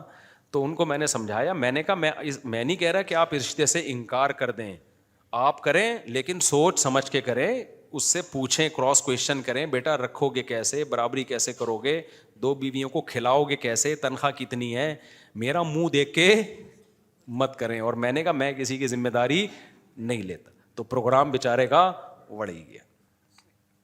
تو اس لیے مجھ سے سفارش نہیں کروایا کرو کہ لڑکی کے ابا کو سمجھا دیں. میں ابا کو یہ سمجھاؤں گا دیکھ کے کرنا بھائی, دیکھ کے کرنا, بہت اچھی طرح سے دیکھ لینا. ہاں یہ بات میں سمجھا دیتا ہوں کہ اگر وہ کہہ رہے ہیں نا کہ لڑکی کی شادی کرنی ہی نہیں ہے, یہ ایک شرعی مسئلہ ہے, پھر میں سمجھاتا ہوں کہ بھائی آپ کر دیں. اسی طرح یہ بھی کیس میرے پاس جب آتے ہیں کہ رشتہ تو انہوں نے مجھے دے دیا ہے لیکن ابھی شادی نہیں کر رہے, اس پہ میں سمجھاتا ہوں کہ بھائی جب ایک نسبت طے ہو گئی ہے تو نکاح میں کیا کرو جلد. جب آپ کو ایک بندہ سمجھ میں آ گیا ہے نا تو پھر دیر نہ کرو. جہاں شرعی مسئلہ ہوگا وہاں میں ٹانگ اڑاؤں گا. جہاں کسی کی پرسنل لائف ہے تو بیٹی دینا نہ دینا بھائی یہ ان کی ہیڈیک ہے, اور جتنا اچھا فیصلہ ماں باپ کر سکتے ہیں, مفتی طارق مسعود کسی کی بیٹی کے بارے میں اتنا اچھا فیصلہ نہیں کر سکتے, تو وہ وہی کرے گا فیصلہ. ایسے کیس ہے نا, آپ لوگ کبھی میرے ساتھ بیٹھو بھائی, کیا کیا فلمیں چل رہی ہیں مارکیٹ میں. ایک دفعہ کیا ہوا, پرانا ہو گیا اب نہیں پتہ چلے گا اس کو. ایک لڑکا آیا, میرے ابا نہیں مان رہے شادی پہ, تو ابا مان رہے تھے, کہہ رہے تھے یہاں نہیں کر, یہ لڑکی ٹھیک نہیں ہے, فلاں جگہ کر. تو ابا کہیں اور کروانا چاہ رہے تھے, یہ کہیں اور. یہ پھڈا چل رہا تھا باپ بیٹے میں. اچھا ابا میرے معتقد بیان بھی سنتے ہیں, بیٹا بھی معتقد. تو بیٹے نے کہا کہ بہانہ بیٹے کو اچھا مل گیا کہ ابا کو مفتی صاحب کے پاس لے آؤ. میں تو اکثر یہی کہتا ہوں نا, جہاں بیٹا چاہ رہا ہے وہاں کرو. تو وہ میرے پاس آیا کہ ابا کو لے آئیں. میں لے آؤں, میں جہاں چاہ رہا ہوں وہاں کر دیں. میں نے کہا ٹھیک, یہ شرعی مسئلہ ہے بھائی, جہاں بیٹا چاہ رہا ہے وہاں کرو. تو میں نے کہا ٹھیک ہے ابا کو لے آؤ. میں ٹائم دیتا ہوں لوگوں کو, ایسا نہیں ہے میں بھاگتا ہوں. جہاں مجھے موقع ملے, کوئی خدمت ہو سکتی ہے تو میں دے دیتا ہوں ٹائم. میں اس بچے کی جگہ اپنے آپ کو رکھ کے سوتا ہوں. میرا ابا نہ مان رہے ہوتے اور میں چاہ رہا ہوتا تو میرے پر کیا گزر رہی ہوتی. کیا خیال ہے, ہمارے بھی تو جذبات ہیں نا. تو مجھے لگا کہ یار اس کے اوپر وہی گزر رہی تھی جو میرے اوپر ایک ونس اپون اے ٹائم گزر رہی تھی, کیونکہ میرے ساتھ بھی ہو چکا ہے ایسا. تو میں نے کہا بلا لے اپنے ابا کو. اب ابا انکار تو نہیں کر رہے کہ مفتی صاحب کے پاس نہیں جانے, لیکن ابا کا ناٹک دیکھو. ابا آئے ہیں, مسجد کے گیٹ سے جیسے ہی اندر داخل ہوئے, پتہ نہیں کس میں چلے گئے نا, قومے میں چلے گئے یا قومے ٹائپ کی کسی چیز میں چلے گئے. میں نے ایسی بیماری اب تک دیکھی نہیں تھی, عجیب سے نا ہکا بکا. یعنی انہوں نے یہ شو کیا جیسے میں بہت شوق میں آ گیا ہوں یہ سن کے کہ میرا بیٹا وہاں شادی کر رہا ہے. اب میں نے ٹینشن میں آ گیا ہوں. اب یعنی ایموشنل بلیک میل نہیں ہوتا بچے کو. اچھا میں نے دیکھا, میں نے کہا تو چلاؤ تو صحیح بھائی, ان کو چل ہی نہیں رہے نا. اب 2 بندے ان کو پکڑ کے اندر میرے آفس میں گھسیٹ کے لا رہے ہیں. چل میں نے کہا گر جائیں گے, یہ ہو کیا گیا؟ لڑکا کہہ رہا پتہ نہیں کیا ہوا ابا کو. ابا ناٹک کر رہے ہیں کہ میں بہت ڈپریشن میں ہوں تاکہ میں ان پہ ترس کھاؤں. بولوں بھائی ابا مر جائے گا, وہیں کر لے جہاں ابا کہہ رہے ہیں. یہ ابا کا ناٹک یہ چل رہا تھا. سمجھ میں آئی ہو یار؟ یہ تو بہت اسٹریس میں آ گئے ہیں نا. شوق لگا ان کو, شوق لگا کہ مفتی صاحب مجھے سمجھائیں گے کہ وہاں کرو یہاں نہیں کرو. تو ابا آ رہے ہیں نا یوں. میں واقعی ڈر گیا, پہلے تو میں بہت ڈر گیا. میں نے کہا یار یہ کہیں گر آ گئے, ایمبولینس منگواؤ بھائی. میں بچے کو کہہ رہا ہوں یار ایمبولینس منگوا, کہہ رہے ہیں نہیں مفتی صاحب یہ کچھ ایسا ہے نہیں. ایسا ہے, وہ ابا سے ڈر بھی رہا ہے. اچھا گھسیٹ کے نا یہاں بڑی مشکل سے ابا کو لا کے بینچ پہ بٹھایا. ابا اب یوں بیٹھے ہوئے ہیں, نہ یوں دیکھ رہے ہیں نہ یوں ہو رہے ہیں, نہ گردن پیچھے جا رہی ہے.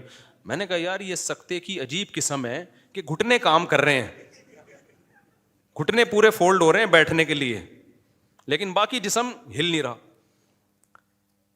پھر بھی مجھے 50% تھا کہ ناٹک ہے, 50% میں نے کہا شاید کوئی شوق میں چلے گئے ہوں. آنکھیں بھی تھوڑی سی نا ان کی عجیب سی نمی سی جیسے رو پڑیں گے. میں گیا, میں نے کہا حضرت کچھ بات کرنا چاہتا ہوں مگر آپ اجازت دیں. کیوں؟ شوق میں 10 منٹ شوق میں. میں نے کہا حضرت, ہلکی سی نا غیر اختیاری مسکراہٹ آئی ان کے چہرے پہ نا.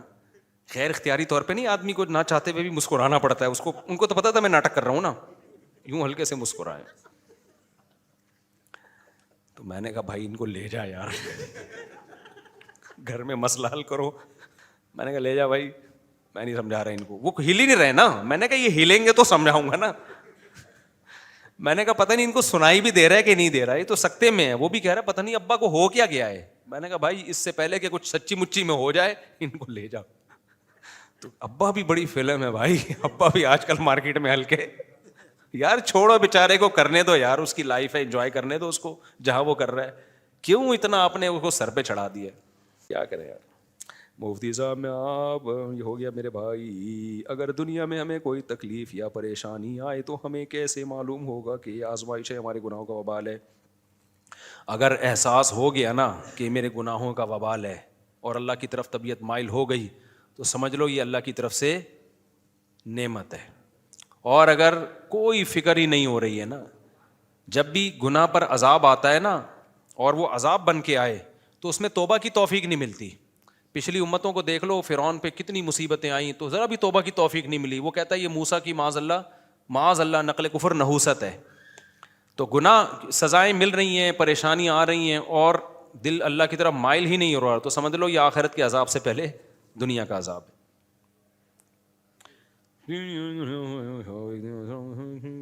پارٹی میں بھائی میرے بھائی پارٹیوں کے بارے میں نہ پوچھا کرو. آج کے زمانے میں درمیانی طبقے کی خاندان میں حق مہر کتنا ہونا چاہیے؟ بھائی وہ خاندان والوں سے پوچھو, ماموں کی باتیں کس سے پوچھو, ماموں سے جا کے پوچھو. مفتی صاحب میں 18 سال کو اپنے خرچے پہ شادی کرنے کی کوشش کروں لیکن ابو کے بغیر ناممکن ہے. تو چپ. تو جب میں نے ابو سے بولا کہ یہ کام اللہ کے لیے کر دو تو انہوں نے کہا کہ اس میں اپنا فائدہ ہے, باقی لوگ تو ایسے ہی جوان ہو گئے, تم الگ سے آئے ہو جو گناہ سے بچ رہا ہے, باقی دنیا تو پاگل ہے. کیا کریں, ابا کو سمجھانا ایسے ہے جیسے اونٹ کو رکشے میں بٹھانا. میں تو سمجھا رہا ہوں, لوگ ہول سیل کے حساب سے اباؤں کو سمجھا رہا ہوں, بچے کی اپنے خرچے پہ شادی کر دو, اگر وہ قابل ہے, قابل نہیں ہے پھر نہیں کرو. میری عمر 27 سال ہے, میرے پاس اتنی رقم ہے جس سے حج کیا جا سکے, میری ابھی شادی نہیں ہوئی ہے, میں دونوں کام کرنا چاہتا ہوں. فی الحال رقم میں کوئی بھی ایک کام کروں دوسرا اگلے 3 سال کے لیے مشکل ہو جائے گا. دیکھو جب حج کی درخواستیں جانا شروع ہوں اس وقت اگر آپ کے پاس اتنی رقم ہو کہ اس میں حج کی اپلیکیشن دینا ممکن ہو اور حج کا پورا سفر آپ کے لیے ممکن ہو تو پھر حج فرض ہو جائے گا. پھر آپ کے لیے اس پیسے سے شادی جائز نہیں ہے. جب حج فرض ہو جائے تو حج ہی رہتا ہے. تو ابھی حج کی درخواستیں جانا شروع نہیں ہوئی ہیں, تو اگر آپ چاہتے ہو کہ حج فرض نہ ہو تو اس کو پہلے خرچ کر لو. آپ اس رقم کو سمجھ رہے ہو کہ نہیں سمجھ رہے, پہلے ہی شادی کر لو اور اس پہ وہ رقم خرچ کر لو. لیکن اگر حج کا جب درخواستیں جانا شروع ہو گئیں اور اتنی رقم آپ کے پاس پڑی ہوئی تو پھر حج فرض ہو جائے گا. اس کی مثال ہے جیسے نماز قضا ہونے لگے اور ادھر شادی ہو رہی ہے تو پہلے کیا پڑھو گے آپ؟ نماز پڑھنی پڑے گی بھلے وہ بارات بھاگ جائے واپس, ٹھیک ہے نا. تو جب شریعت میں جو 5 ارکان ہیں نا, جب ان کی فرضیت کا ٹائم آتا ہے تو یہ سب سے مقدم ہے.